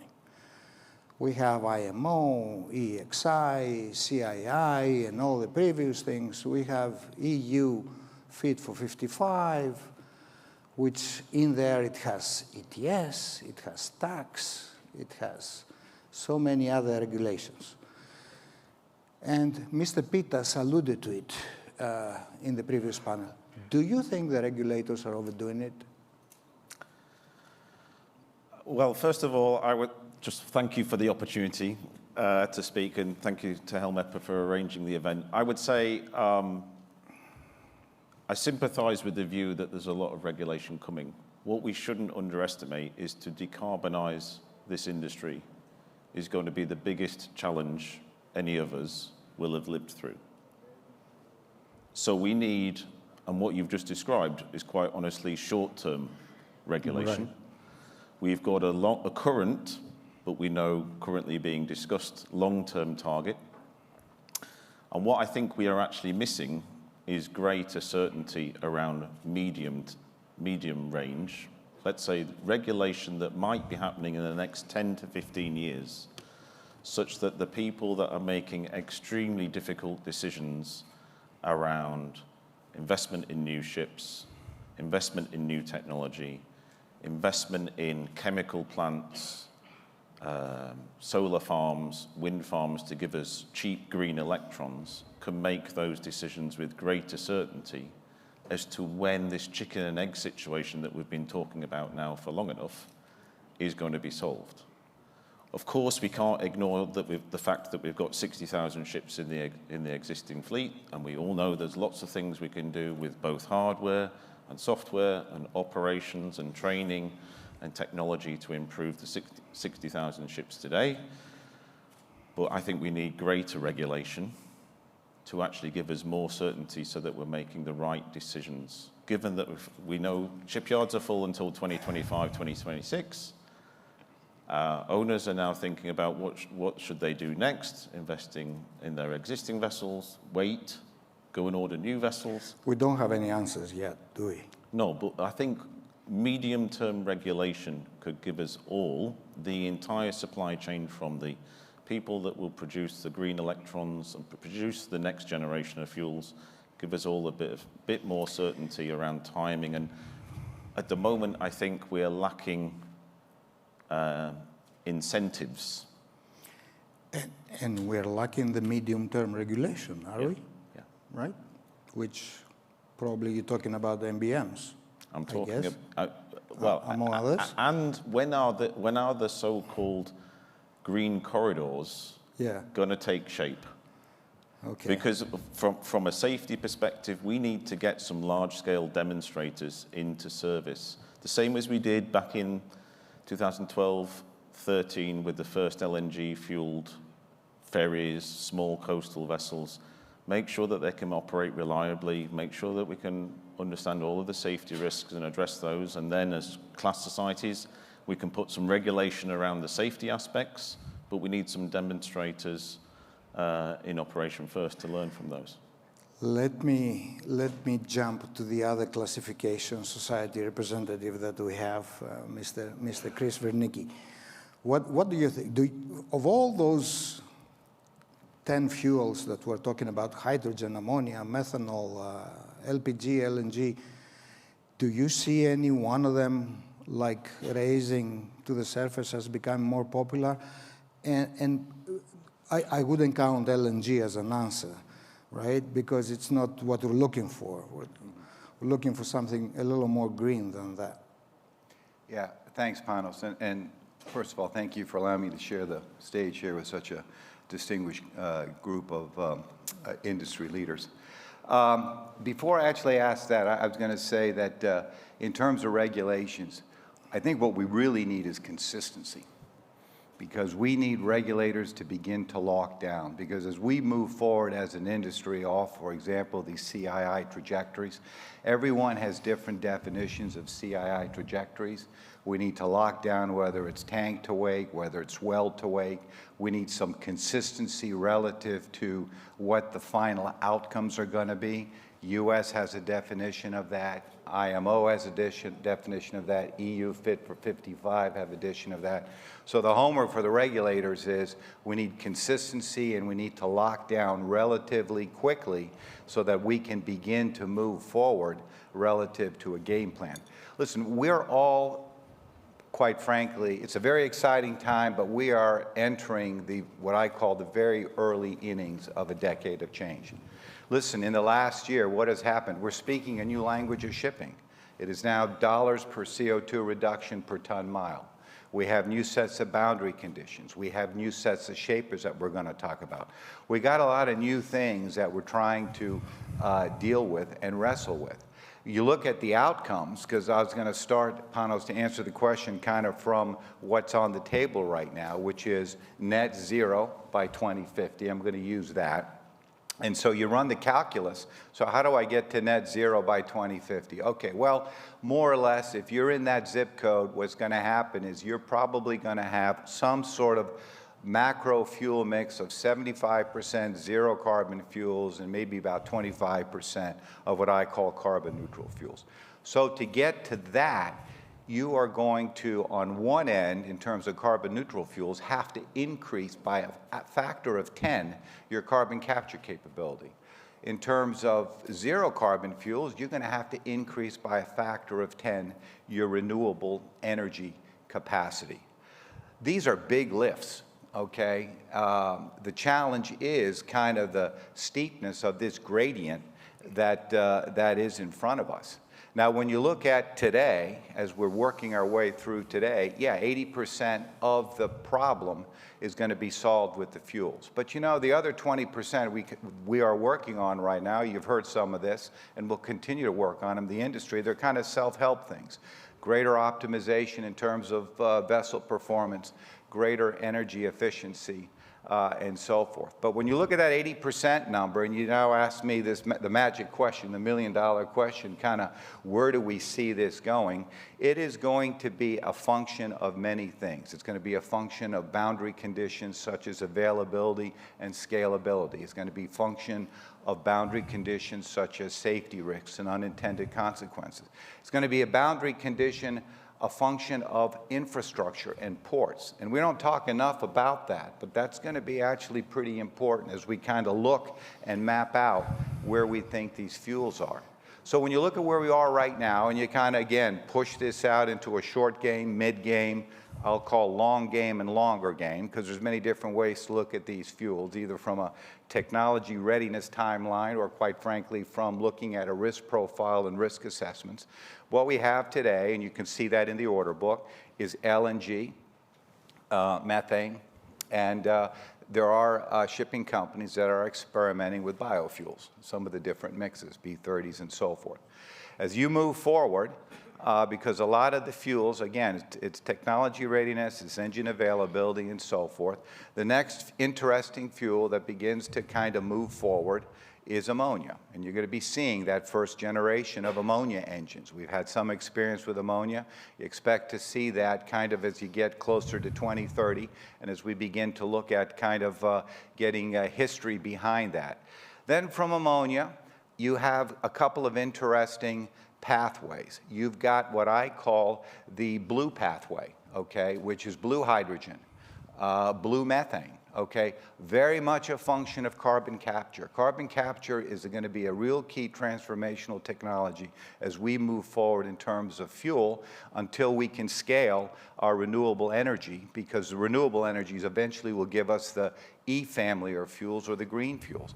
But at the same time, in addition to the blue fuels, you're going to have bio-LNG, you're going to have biomethane, you're going to have those that are going to be out there. It's all going to be a function in the case of biomass infrastructure, supply chain, and availability. But you're going to begin to see that progression, okay?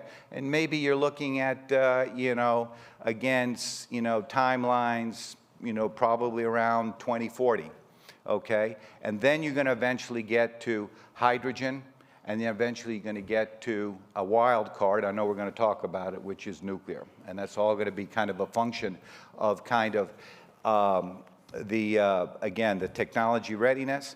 I don't think this is going to be, quite frankly, commercial gravity will not do this. You need government support to begin to work our way through this. You see countries now pivoting towards hydrogen because hydrogen is going to be that key molecule that's going to give you that generation of e-fuel families that we're going to see.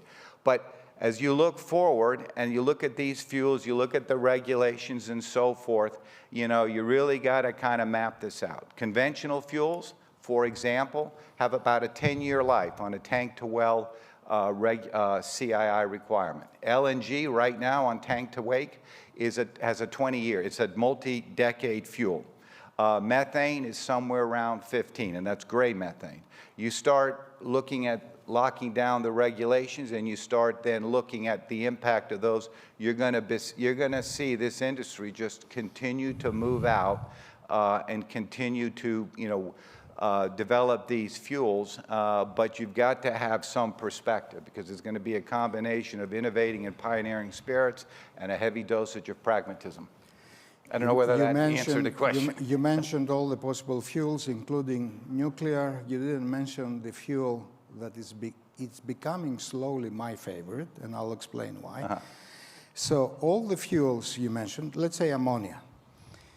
The current infrastructure that we have for bunkering right now in the world is about $1.5 trillion. That's the cost of the bunkering infrastructure. All the ships that are traveling the ships in the world have another cost of about another $1 trillion. If we move to ammonia, we have to throw all these ships, or at least their engines and the infrastructure, to the garbage,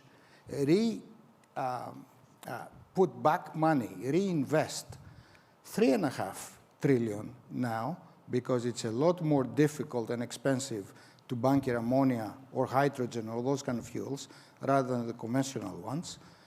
And of course, my question is for what? So trying to think by myself, what would be the logical fuel to go forward? I ended up with the choice of Maersk. I ended up with methanol, because methanol is the fuel that can use more the existing infrastructure in bunkering, and with a small modification, all the existing internal combustion engines that we use on the ships. So I thought, well, maybe Maersk had something there. Of course, I'm talking about green methanol, which needs green hydrogen to be made, which also needs CO2 availability to add to that hydrogen to make it. It's not easy at all to make it, and if you use methanol now, which comes from natural gas, is probably the blackest of all the fuels that there is.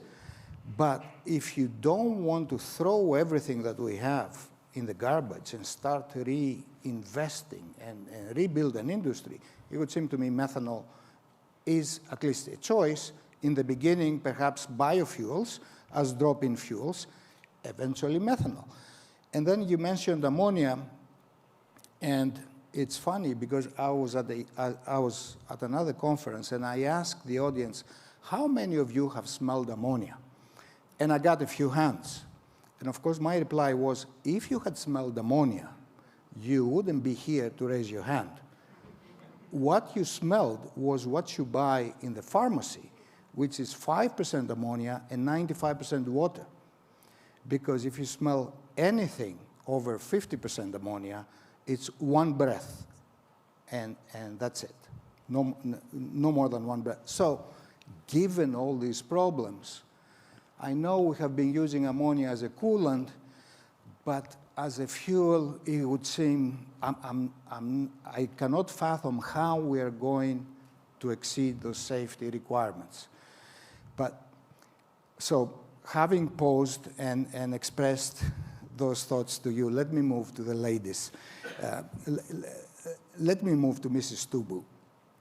So,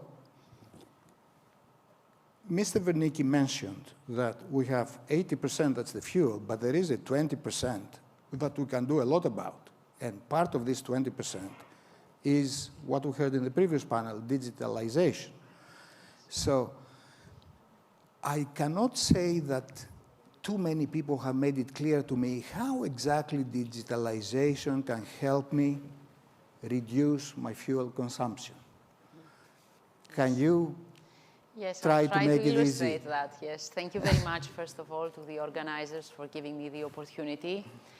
I would say I feel at home because you started the discussion with saying how the pandemic impacted a lot of businesses and how the shipping industry was there to support businesses, societies, stay, live and alive. It's the same with technology, actually. So we are on the same, we are brothers and sisters in that fight. Technology kept also a lot of businesses going, okay? A lot of businesses who invested into remote work or automation in their production, they kept some live business functions during that time, and I am proud to say that it counts a lot for the survival of many businesses. So with that, I think we are in a common space.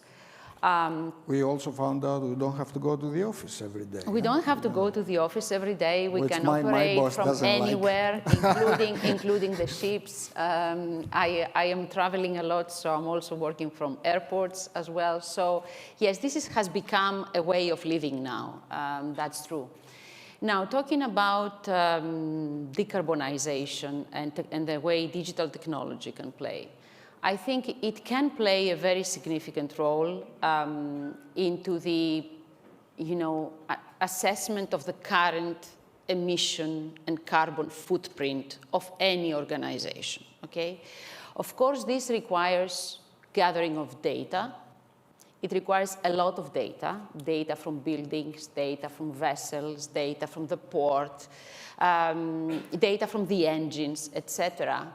But we have seen that gathering data, analyzing data, developing models, predictive models, that could give you an assessment of what are the functions that really count for a bigger carbon footprint. What are potential improvements you can do in certain areas? So there could be recommendations, for example, on areas you could reduce your footprint. And then having a feedback loop, a constant feedback loop, as you change, as you implement changes, are these changes really effective? Are they making an impact of my carbon image anytime? Am I making the right decisions? I can give you our example from my company. Can I interrupt before you give the second example? Computer models are nice, with one provision, that they are correct, that you have checked them and you have calibrated them, that they give you the correct answer. Because I'll take the example of IMO. IMO uses computer models to estimate how much CO2 shipping emits. And if you compare what the model gives you to the figures of the International Energy Agency, which is how many tons of bunkers were sold for international shipping, and they have that exactly because bunkers are tax-free, so every country makes sure that the numbers, if anything, is conservative, because some tax-free bunkers find their way back into the countries. There is a 30% difference. So to finish this, we say shipping emits 2.5 to 3%. The International Energy Agency figure is 1.6 to 1.8, just for information. So the good thing of that, I agree that computer models need to be as accurate as it gets. The good news is that the machines are learning. So the more data you give them, the more they learn, the more they adjust, the more accurate the recommendations are coming, okay, your way. I can give you our company example because we have been in that process. You could think that a technology company would not have a big carbon footprint. Well, we have data centers, and data centers are huge, and they consume a lot of power, electricity for cooling, etc. So our energy footprint is really big. We are carbon neutral since 2013, okay? And we have an ambition to get to carbon positive by 2030. How do you achieve that? So we achieved it with a lot of smart building implementation, a lot of data, as I said, a lot of smart building technology that we implemented. We used AI, artificial intelligence, so gathering the data, making the projections, refining the model, learning again, and from every change we were implementing, the algorithm was becoming more accurate and more accurate. And what happened in the first years of the implementation, we managed to reduce our energy footprint by 15%. And we are still in that process, okay? So the process never ends. You always want to improve. But what we learned here from that process is a few things that I want to share with your audience. First of all, a lot of things that we considered the right way to go was not effective in the end. So in practice, a few things that our human brain would think that they would have a positive impact, the data from our systems and from the algorithm was showing the opposite. So one thing was that technology here helped us refine, because it was our own, let's say, judgment versus data, which nobody can argue against. The second point we learned over the process is that as we started discussing more about our achievements and how we are progressing in that space, more customers wanted to work with us. So on the business side, we won customers because we were making that sustainability as a priority for our own organization, not only for helping the customers, but for us as well. And the third point is actually four. The third point is that our shareholders, we are a publicly traded company, really like that. So it was a good branding and a good valuation coming from our sustainability journey. And the last part had to do with the people. Employees are really now, really these days, and especially the young generation, are very sensitive about these topics. So attracting young talent you have to have a good story, not only from the business side, making profit, but also contributing to something bigger that is very important. Yeah, so and climate change, environmental priority is very important for the young generation. Right. They don't look only into the benefits. They don't look only at the brand, at the profitability, but they look also how this company values, sustainability, values supporting environmental, priorities, and how they can contribute to the common good. Right. And that was a big learning for us. Very good. Let me pass to our second lady in the panel, Mrs. Ioannou. So what do you see, how do you see the role of the P&I clubs into this decarbonization effort? That's one aspect. Then we have the other aspect, which is the safety of all those measures that are proposed. I would worry very much about ammonia, for example, on my ship. So is that something that concerns P&I clubs, or do you just leave it to classes to do their... No, we are very concerned. First of all, also on my part, I want to say thank you. It's a really great privilege to be here on this panel, having been invited to talk about the P&I role. So let's go to the first side of the question, which is what is the role of the P&I clubs in the energy transition? Right. It's actually quite simple as a concept, but it is multifaceted. So the simple concept is that we are ultimately the big safety net, okay? Because we are the insurance provider. And then let's go back to its core.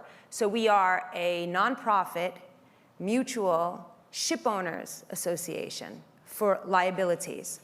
And we were created because of risks that the ship owners were unable to find in the regular commercial market, okay? Right. And that's very important because the rules and our bylaws and our whole structure was built to be adaptable to change. It was built to be adaptable to change of regulation, to change in operations, to change in commercial decisions, and change in any type of risk that flows out of that.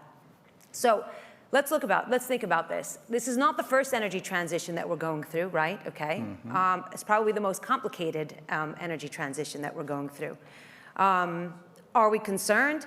Yes, we are concerned, obviously, but we've been concerned with every single change in the industry through time. Now, we're not only concerned, we are very concerned in terms of safety, in terms of the actual changes in fuel. So in terms of the propulsion aspect of it, we are concerned because there are major safety issues. There are safety issues in terms of toxicity of exposure, which you raised, corrosion, which can also affect and create accidents. And so what does our role become there? So our role on that side of things becomes examining what are the likely liabilities that could arise through all the different options that are coming, because you're right, we don't have mid-range guidance yet, okay? And so we have to look as a club and on behalf of the ship owner at each and every single possible alternative and what type of risk flows from that and what type of liabilities might flow from that. We actually cooperate with other bodies. So for example, we do a lot of work actually with ABS and we share data so that we can then provide what we call great guidance. And we did it also in the past with previous changes like with the sulfur cap, and we created a bunker compendium. But our emphasis very much so is on the seafarer as well, okay? Because if we look historically at claims, and if we look at technology, let's look at the last 10 years of advancements in technology, right? I would say that we've had significant advancements in technology, right? But let's look at the claims, and let's look at the pool claims. So if you take the last 3 years of the pool, and I'll explain the pool in a second because maybe people don't understand, but it's high-level claims. If you take the last 3 years of claims and you compare it, of the pool claims, which are above $10 million of liabilities, and you compare it to the previous 3-year period, it's almost double. So what does that mean? That means that, yes, technology is great, okay? Definitely we need AI, we need data. Technology is great, and we need to go through this energy transition, and we need to examine all the alternatives. And eventually, the best solutions are going to come out through, hopefully, cross-sector collaboration. But those alternatives are going to help us get to certain goals, and they're going to reduce certain risks, but I can guarantee you they're going to be creating new ones, okay? And so the role of the P&I clubs is to be that safety net and to enable innovation and pioneering, and I heard that word used before as well. So unless we know that we have somebody that's going to be there to help us to pick up the pieces, because I guarantee you accidents are going to happen, then none of this can happen. Right.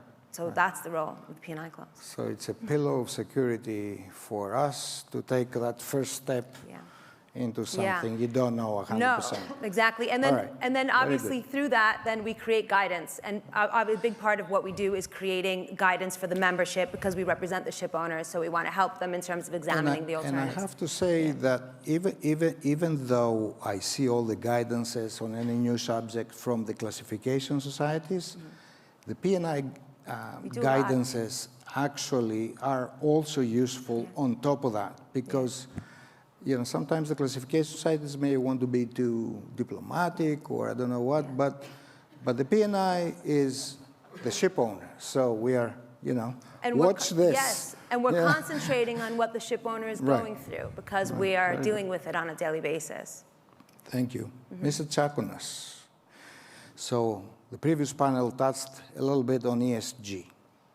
Now, ESG, of course, is not really a regulation, but it's something, it's a regulation for many companies, big companies that are in the capital markets, but many small private companies, they don't need to have it. But it seems that practically they need to have it, because more and more the banks are starting to ask small companies, do you have ESG? Do you have ESG? That's one issue. The other issue I see is that those new European regulations, the EU taxonomy, where the EU taxonomy is a regulation towards the banks that will not allow banks to finance any activities or assets that are not considered green. And for ships and shipping, at least, they're making the criteria of what is considered green and what not now, as we speak. During this period, they're making the criteria. And I have to say the initial criteria are totally unrealistic, but anyways. So give us your take on all this. How do you see it going forward as far as the banks? Is financing going to be restricted to the owner? Are your hands going to be tied because of these regulations in the future? What's your take? Thank you very much, and this is a very, very good and very relevant question. First of all, I will say that the pressure, and the lady to the left of me put it very nicely, we have pressure, first of all, from our employees. We have pressure from our investors to act in a responsible and a sustainable manner as a financial institution. What was a big surprise to me is, when we recruit new people in the bank or younger people in the bank, we used to ask, how much money am I going to get paid? What people are asking today is, can I see the environmental footprint of the bank? What businesses are you actually financing? And that is extremely important for them. So there is a pressure from society to be sustainable and to invest on green companies. The first problem you have with that is you need to define what is green. And if we look at EU taxonomy, this is exactly what it does. It basically sets the criteria of what is considered sustainable. So it's a bit of a compass and a yardstick of how we need to act in order to be responsible. And of course, as you said very correctly, banks are setting up very ambitious targets. Everybody in the finance community, or the vast majority of the finance community, is embracing the Paris Agreement, which is net zero by 2050. Some are putting even more strict goals. We want to reduce the carbon footprint of our shipping portfolio by a third by 2030. So we see where things are going, and there is no doubt that even though EU taxonomy is not tying our hands behind our back, as you said, but it's setting very ambitious goals that we need to find a way to meet. The big challenge that I see, and listening to you about the new technologies, I've spent my career analyzing risks, and when I try to decide as a banker, do I finance this new technology for 20 years, hopefully 25 years, I get very concerned that I'm financing iPhone 1 and there is iPhone 13 coming up next year, and I'm going to be stuck with iPhone 1 for another 20 years. So it's a big challenge. The elephant in everybody wants to go in a certain direction. The big elephant in the room is who is going to pay for this? And more importantly, who is going to pay for the transition? And you talked before about regulation. I'm very concerned about regulation because usually when you over-regulate, you provide different incentives and you channel investments in different ways. I think the EU will be very effective in regulating and taxing because ultimately that's what it comes down to, carbon emission. But what's going to happen? Owners are going to move elsewhere. They're going to move to other places where regulation is less stringent. I think it's very wishful thinking to think that the whole world is going to impose uniform regulations. It's not going to happen. So for me, what it comes down to is how do we, given that we have a clear goal that by 2050, and I think IMO will get there as well over time, by 2050 we want to be net zero, how do we provide incentives to owners to make the decisions to invest in transition technology that might be redundant in a few years? How do you give incentives to banks to finance assets that might not be there for 25 years? How do you incentivize charterers to take on assets for a longer period of time to finance this investment? And that's why the only way to achieve it, in my view, is we need collaboration across stakeholders, and we need to be a little bit honest with ourselves that we all have to chip in and we all have to pay something. Also, maybe we have to look at our lifestyle a little bit because, I see the sustainability reports of Microsoft and of Apple, but, don't get it the wrong way. I'll bring iPhone as an example, but I have a collection of 7 or 8 generations of iPhones. My wife the same. Now my kids are starting a collection as well. I don't think this is very environmentally friendly. So we have to think, how we, where are our consumer needs getting us? So it's not good enough for me to come here and talk about sustainability and then just go and act in a way which increases my own footprint. I agree, and collaboration is a key issue, which it's not just a word which is fashionable to use, but if we don't do it, we're not going to get anywhere. And I'll talk a little bit about specifically why I say that in one of the regulations of IMO, which people don't see it coming, but let me move to Mr. Zacco. Tell us, before I ask you a question, tell us a little bit, because not everybody may know the Maersk McKinley Moller Center for Zero Carbon Shipping. What is it? Yeah, I guess collaboration was a good cue to talk about that. The center is a not-for-profit, independent research and development center that has been set up with partners, 23 strategic partners with the likes of ABS, with NYK, Hapag-Lloyd, Siemens Energy, Mitsui, all strong global leaders that want decarbonization and want to work together to achieve it. We're about 75 people working together today. We'll be between 100 and 120 in a year's time. And we're all working on just one mission, and that is to decarbonize all of shipping. So it's very simple life to have only one mission. The good thing is here we have staff from those partner organizations sitting shoulder to shoulder, working together on projects to decarbonize shipping. And that means that we have people from Hapag-Lloyd and Maersk sitting shoulder to shoulder, finding the solutions for the future of shipping. And that's great because they compete on something else and not on pollution and climate, which is excellent. Okay, let me go to my question, to my first question. You hear many times the complaint from ship owners. The regulations are being put on me or on the ship for decarbonization, for reducing my CO2, but there are no regulations that are being put on the fuel supplier, for example. What kind of collaboration are we talking about? I get all the burden. Why there is no regulations for the fuel suppliers to start producing more and more greener fuels? So any comment on that from your side? Well, you see, I don't think it matters. I don't think it matters where the regulation is being put, because at the end of the day... For the ship owner, it matters. No, it doesn't. It doesn't, because if we're putting in good regulation that ensures we have a level playing field, then that means that the cost will automatically pass on to the consumer. And that's where it needs to sit. It has to be the consumer of the end products who pays for green transportation, because right now they're paying too low a price for transportation because it's based on fossil fuel, and we don't price the externalities of the pollution it creates. So I'm a great favor of having climate regulation there, because it makes us compete on what we should compete on, which is customer service. It's about buying the vessels cheaply at the right time of the cycle. We don't want to compete on pollution. We don't want to compete on safety. And that's where the regulation should sit. It creates a level playing field. Hence, all ship owners and all countries should be in favor of tougher regulation on climate.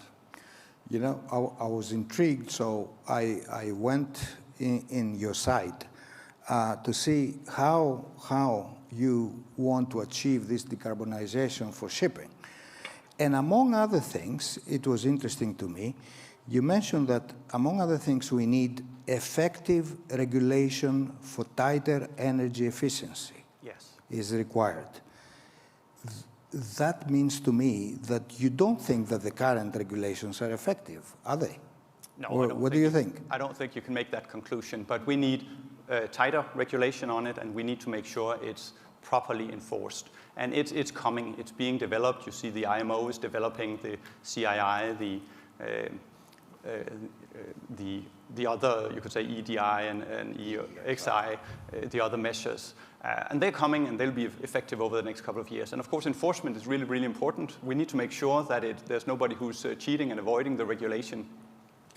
But it's coming, and we better get used to it, and we better design our strategies around that so that we have, you could say, we are competitive once that regulation is being enforced.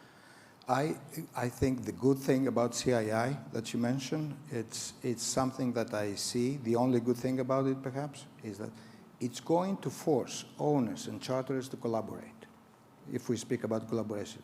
I'm in the small group of BIMCO that we are coming up with these new clauses for the charter parties. And we are finalizing the CII clause. And through that, we found out, all of us, that this previous era attitude, the owner against the charterer, and we have to put this clause in the charter party to protect one and this clause to protect the other, this has to go now. It doesn't work for CII.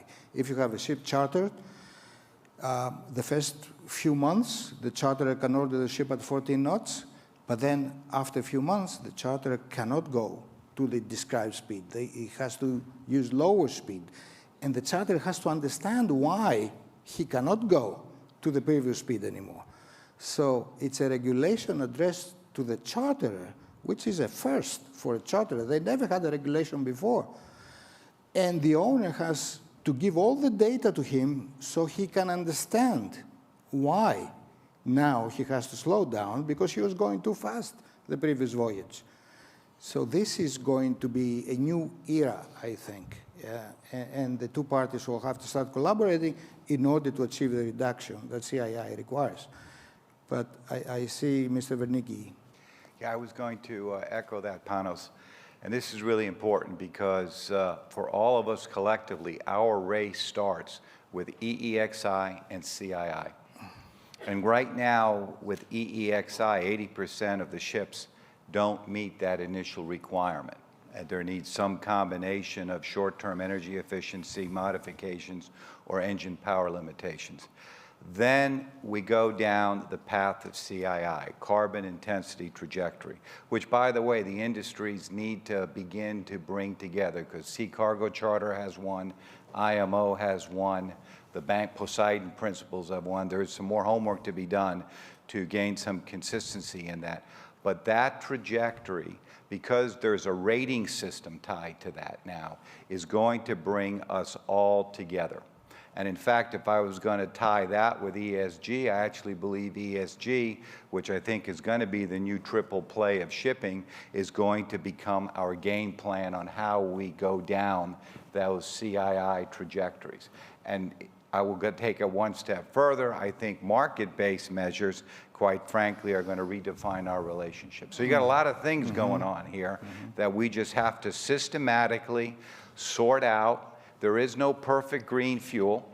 Panos, there's going to be boundary conditions, and I think over the next 10 years, we will get a better feel for which fuels are going to have seats at the table and which ones relative to, again, safety. We talked about unintended safety consequences, very important when it comes to change, availability and scalability, trade routes, types of ships. You can see this problem is getting very dimensional, and we just need to kind of understand it, recognize the sequencing, keep one eye on the boundary conditions, one eye on technology readiness, have one foot in the pragmatic camp and one foot in the pioneering and innovative camp. But CII does bring things together. That's, I do agree with you.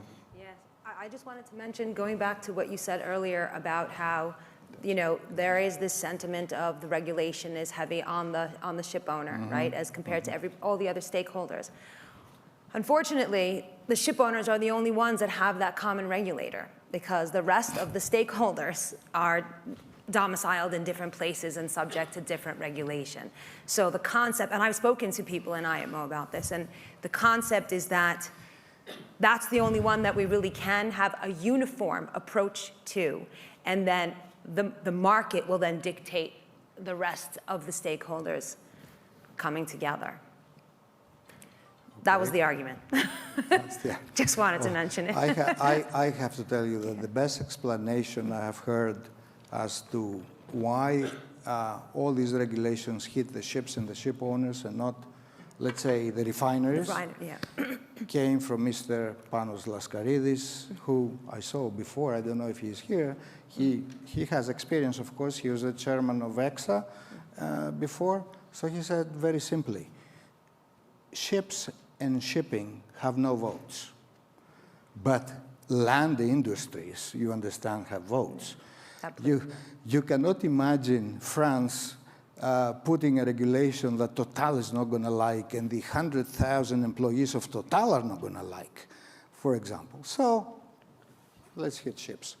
And that's actually, that's not far from the thinking of the European Union. It says, we will create the demand, okay, ships would want the green fuels, and that will bring the supply. And that's also one excuse they use for producing regulation without the technology being ready. Because they say, now we have the regulation, now this is going to force the whole market to produce the technology. The demand will then force the rest of it. Exactly. But it doesn't always work. But I mean, there doesn't always work. I mean, we had 15 days delay in the ballast water treatment regulation. But I mean, individual countries are also approaching, and they do have regulations related to decarbonization within their countries, which are dealing with the different stakeholders. They're just not uniform. Right. So that's the difference, I think, also in terms of the shipping side. Panos, I was just going to add, we talk about regulations and kind of those going forward. I might add that we should take a step back. SOLAS, quite frankly, needs to be modernized and upgraded. Last time, I think they really seriously took a hard look at this is when I think we had fax machines. Okay. And as we look forward, when you start looking at these new types of fuels, these new unintended safety consequences, new focuses on technology, again, more homework for IMO, but they really need to modernize and upgrade SOLAS to keep up with the changes. Yes, I mean, one more thing I wanted to add in terms of like accidents and risks. Let's put aside the propulsion aspect of it. Let's look at the cargo side of it. So let's look at the Felicity Ace, with about $500 million of luxury, super beautiful vehicles full of lithium batteries now at the bottom of the sea, right? And why? Because there was an issue in terms of being prepared for that self-propulsion of the fire. There's fire safety issues related to technology. So, you know, it's not only on the side of propulsion, it's on the side of the cargo that we're carrying, and we're not there yet. That's a good point to keep talking about batteries as being something for at least short they didn't have the right equipment immediately available. Once you catch fire, there's no way you can extinguish a lithium battery burning. Yes. Okay. I was handed some questions from the audience, but I would prefer that we have an actual, let's say, like 10-minute session to close with some questions from the audience, if that's okay. So I think there is a couple of microphones going around. So has anybody have any question for our panelists? Yes, Mrs. Carlene.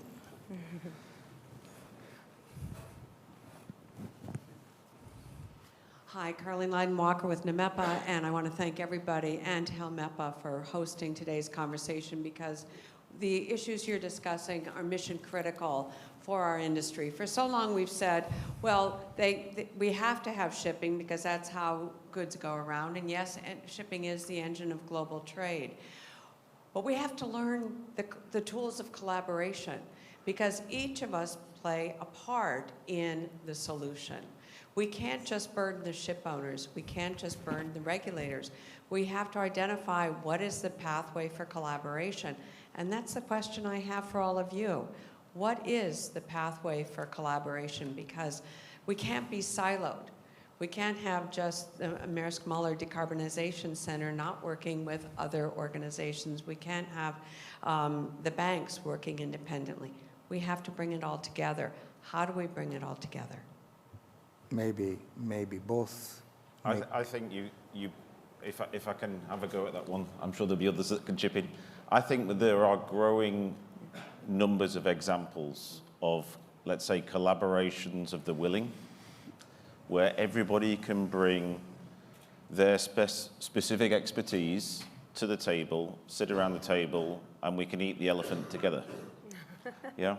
I mean, the pandemic hasn't actually slowed down our activity, our research over the last 3 years. It's amazing, actually. You know, not that long ago, class societies like Chris's and mine used to sit down and work together with the shipyard to work on the new design, and then we would sort of scratch our heads why no one actually ordered one. And nowadays, you know, this future fuel challenge is bringing together engine makers, ship owners, flags, bunkering ports, new fuel producers, people that we've never spoken to before. These are chemical companies. They're not oil and gas majors. They know a lot about handling the boundary conditions and the risks of ammonia or hydrogen. So we're not starting from nowhere, but we haven't brought them into design cycles in the industry in the past. And there's a lot of technology, as we've already talked about, that have been successfully adopted in many other sectors. I still think on collaboration, I think Chris mentioned it earlier, we haven't had enough forums where every stakeholder in the industry is on the panel. You know, how much fuel are we spending to get today to race to a port at a charter's dictated speed? Yes. To then sit there for weeks?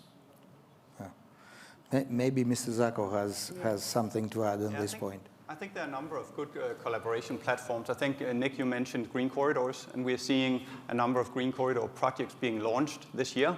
There's one up in the Baltic Sea, there's one out of Chile, there's Shanghai, LA, and there are others coming as well. This is really where we need to bring together the ship owners, the energy producers, the customers, the banks, and everybody around it to together sort out what is needed to get this green corridor up and running. So we need, of course, the fuels, and we need the local regulation. And these, you know, it's going to be much, much easier to do the second green corridor once you have those first nodes put in place and you have the setup up and working. So I think here you'll see these cross-sectoral collaborations happen real live, and I think it's going to happen now. And there'll be a number of people sitting with their arms across saying, why didn't anybody ask me to join? But I don't think anybody's going to be asked to join. It's going to be, you know, come forward, participate, show your interest in participating, and then the other people in the system, they will pick you up and talk to you about it. Because there's a lot of interest out there.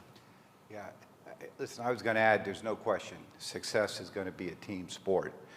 Going forward. And if you look at just over the last year, there have been great examples on the industry side of collaboration. The American McKinney Center, we have Blue Sky Maritime Coalition in the United States, we have the Marine Technology Forum, which has been several class societies and several flags working together, and I can go on and on and on. I think the challenge, though, again, it gets back to the concern that I have, is that commercial gravity alone is not going to get us there because of the steepness of the curve. We need more government participation. Government has got to be a bigger part of this we game. And even with the green corridors and so forth, they're going to be the accelerator and the force multiplier that is going to get us there. Because what do governments do? Governments spend money to mitigate risk, identify risk, mitigate risk, take that risk out so the commercial sector then can operate. They focus on safety, and they have a big part in availability and scalability and incentivizing things. So we need more government support to continue to accelerate and build on what I have seen over the last couple of years has been really good industry collaboration and cooperation. Last question. If there is not one from the audience, I have one, but let's see the audience first. Anybody? Okay, let me then pose a question that was handed to me as one of the questions that somebody from the audience put in that site. There is a question about the possibility of autonomous ships in the future, And also a related question, what are the necessary qualities for the next generation of seafarers? So let's start with the last question. What are the qualities? And do we think autonomous ships are going to happen, or is it science fiction? Shall I start? Yes, you may start. Okay. Do we think artificial intelligence is here, or it's a science fiction? I think it's here, because we use it every day. It's at our fingertips. We open the e-banking application, and it recognizes our face. We dictate to Siri or to Cortana or to any other bot in a customer service department what we want to do. So artificial intelligence is here. Now, the massive use of artificial intelligence for business benefits is not here yet, but it's coming in very, very rapid steps. Now, I would say autonomous shipping is a similar example. It's a bit in the baby stages right now, baby steps. There are trials that are being made by different companies. We were talking before about NYK. In Japan, I am familiar with the Rolls-Royce Finland test. That was before the pandemic, so I would guess there are more now coming up. And actually, I am aware that many of those companies are now starting the production of autonomous ships, mainly for yachting purposes or for Coast Guard, but not shortliner, yes, shortliner ships, not so much in the big container ships, but it is coming. The first trial showed that it was safe. It was to big extent error-free, and I will give you the counter-argument to that. To big extent error-free. It, of course, without a crew, you have less energy consumption, so also the carbon footprint of the ships was good. They managed to avoid collision, so their sensors worked well, etc. I think the biggest question here is, as these become more and more, I would say, mainstream, what is the regulatory framework we need to implement in order for these to balance the benefits on the sustainability angle and on the efficiency angle with the safety and security, okay, with the cost, with the international trade parameters, because there are things that we need to consider also on international trade, and also with what this means about the people who work in the shipping industry, what this means about the jobs, that was the related question. What this means about the skills. Before we have full autonomous ships, yeah. What are the qualities of the next generation? Of course, you need different skills. And of course, I guess part of the answer is they have to be a lot more technology savvy, right? Yes, keeping in mind always that final decision making should be done by humans, okay? So the humans should have some control on what's happening. Well, to some not always. Extent. If you're talking about autonomous is autonomous. Autonomous is going, but there would be potentially some controls implemented in terms of, you know, you hope, in terms of dilemmas that might be happening on the field. I think IMO is working on scoping those requirements. They're revising. But it will be coming faster than we think. Yeah, they're looking into the whole SOLAS to adapt it for autonomous shipping. So but, yeah. I think we have to remember that our industry is unique to any other transportation mode. Seafarers are not just operators. Yes. They're also maintainers. No other mode of transport does a person operating also do the maintenance. And our industry is a long way away from being standardized. Yes. It's also a long way away from being integrated.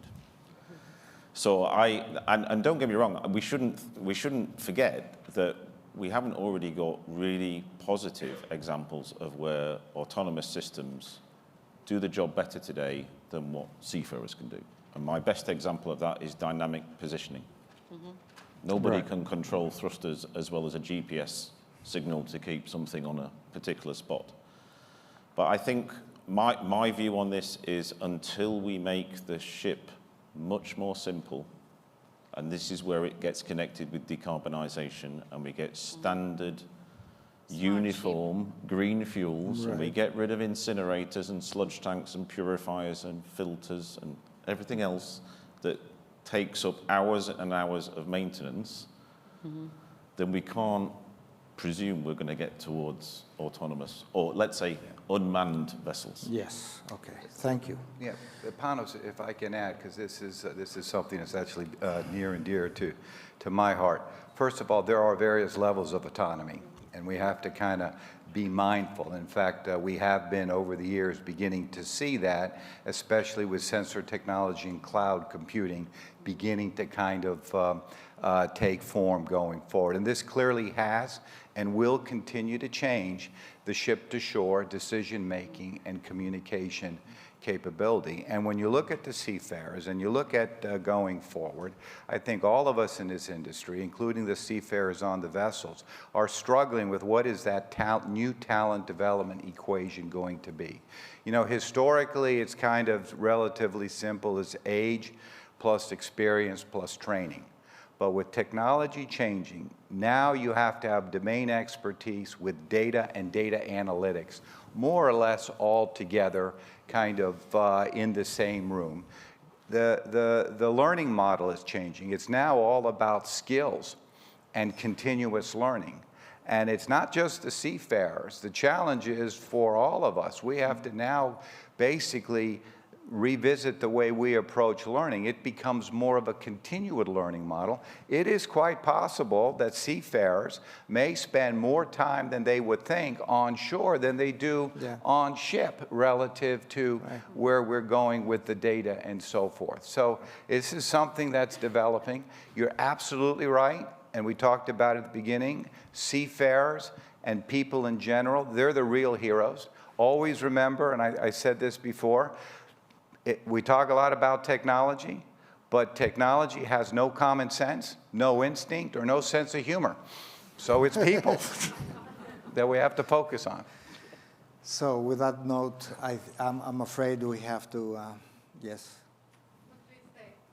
Wow, yeah. Okay, let's see, we'll stay. It was a very strong discussion, and we thank you very much for that. We will close together. We have still 10 minutes, so please stay on stage, because since we talk about collaboration, and HELMEPA is an open platform, a best practice open platform, I might say, that brings together all the stakeholders. What we do, our priority is the young scientists, and we stand by them. These are the future leaders. So we have to walk the talk. And because we do a lot of projects with them, we design them, we produce them, co-design, co-produce, and implement together with the young people that they will take over. We just finalized a fantastic boot camp with the students of the University of Aegean, our new Aegean Blue Youth Ambassadors, which is something that was the vision of our chairperson when we first took over. She wanted youth ambassador. Now they're really active, a very strong community, and we're very proud of them.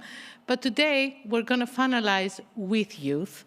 So we have a project that we collaborate with the American College of Greece, and it has, we had the launch a few days ago, actually, and a lot of our members, they were there to listen to the young scientists present their best practices that we are going to circulate to our community eventually. Today, we have two of them here. If I may invite on stage, because we need to finalize with them, Mr. Periklis Prousaloglu and Mrs. Alia Ioanna Panetsou. Please join us. And I would like to thank sincerely their professors, Dr. Stella Apostolaki and Dr. George Kokosalakis, that they're leading the respective Center of Excellence at the American College of Greece, for helping us out today to finalize with you. Please go ahead. Thank you.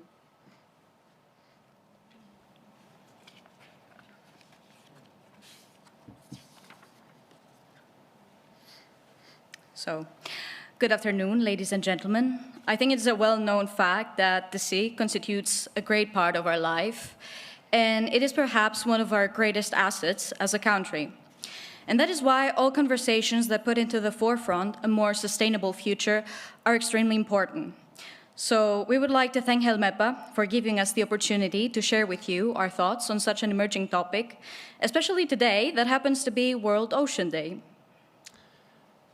A few weeks ago, we had a chance to participate on the Big Focus event, which was co-organized by the HELMEPA and the American College of Greece. The focus was to incite young generations to take action for contemporary problems. And the main goals of the event was to map issues and concerns of the maritime industry and the marine environment, to identify potential solutions, and to raise awareness and incentivize the young generations to be part of the solution. For this event, we have developed 6 thematic areas that gave us the opportunity to discuss certain problems and investigate potential solutions. The first 3 concerned the maritime industry. The first one was Shipping 4.0, for which we discussed the digitalization of the maritime industry to enhance efficiency. Then the second thematic panel and area was about the decarbonization of the industry, where there was an analysis of the use of alternative fuels and methods to reduce greenhouse gases. And the final thematic area was about the port sustainability and pollution prevention, where we talked about the strategies and technologies for sustainable ports. The next 3 thematic areas were focused on the challenges in the marine environment. Firstly, we discussed the issue of overfishing and possible solutions and fishing techniques and consumption habits that feed into this problem. Then we continued with the thematic area of seawater pollution, which analyzed the human-induced marine pollution from both land and sea. And lastly, we discussed the pressing issue of oil spills, and we showcased relevant case studies. As it is understandable, all the aforementioned contemporary issues were further intensified due to climate change and the COVID-19 pandemic that affected the supply chain and caused delays due to increased port congestion. Additionally, the increase of plastic disposal and use of disinfectant affected significantly the water quality and added to the pollution of the sea. But the situation is not irreversible, and solutions always exist.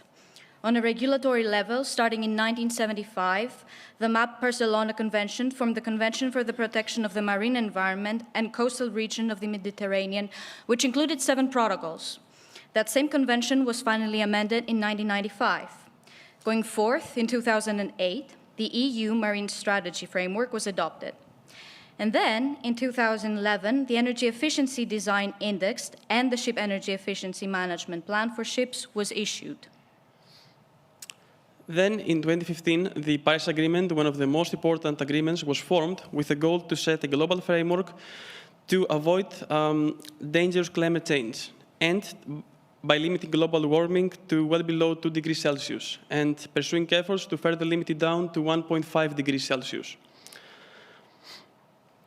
It also aimed to strengthen countries' ability to deal with the impacts of climate change and support them in their efforts. In 2022, a special report of the Intergovernmental Panel for Climate Change was issued in order to map the issues of climate change on oceans. And lastly, we have already set 2 future goals for 2030 and 2050 to reduce the CO2 emissions by 30% and limit the Earth's average temperature to 1.5 degrees by 2030, and by 2050 to further reduce the CO2 emissions by up to 50%.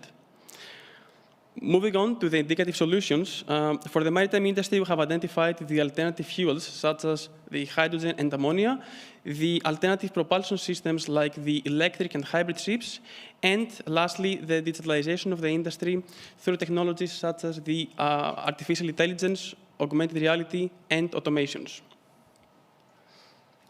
Respectively, we identify technological solutions for the marine environment too.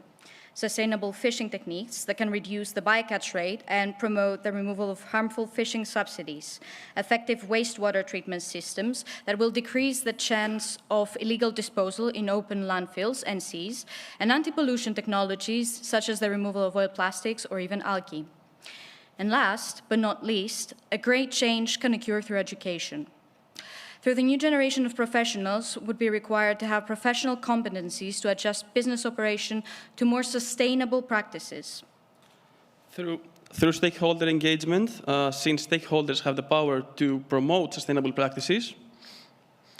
Through the education on United Nations Sustainable Development Goals and the environmental, social, and governance criteria, also known as ESGs. By raising public awareness and thereby understanding the effects of climate change on health, can facilitate both behavioral change and societal support for the actions needed to reduce greenhouse gas emissions. And finally, education for behavioral change can increase volunteering and initiatives that can make a change for the future. So it is obvious that as long as we want it, the change Can occur. we can make it. Let's do it. Let's do it. Thank you.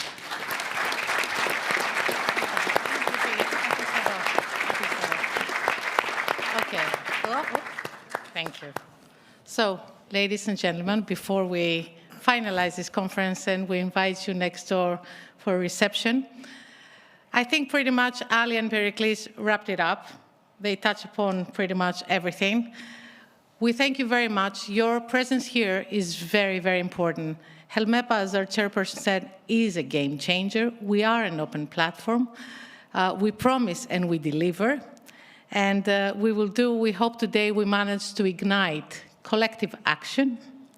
And with Philotimo, no higher honor, I copy what you just said, Mrs. Paliou, no higher honor in life than to work together for a better world for our children. Thank you very much. Thank you all. If you can stay to take a picture, Mrs. Paliou, if you can join us, and the members of the board, we kindly invite you as being our host here for guest speakers. Thank you very, very much. We look forward to chat with you next at the lunch. Thank you.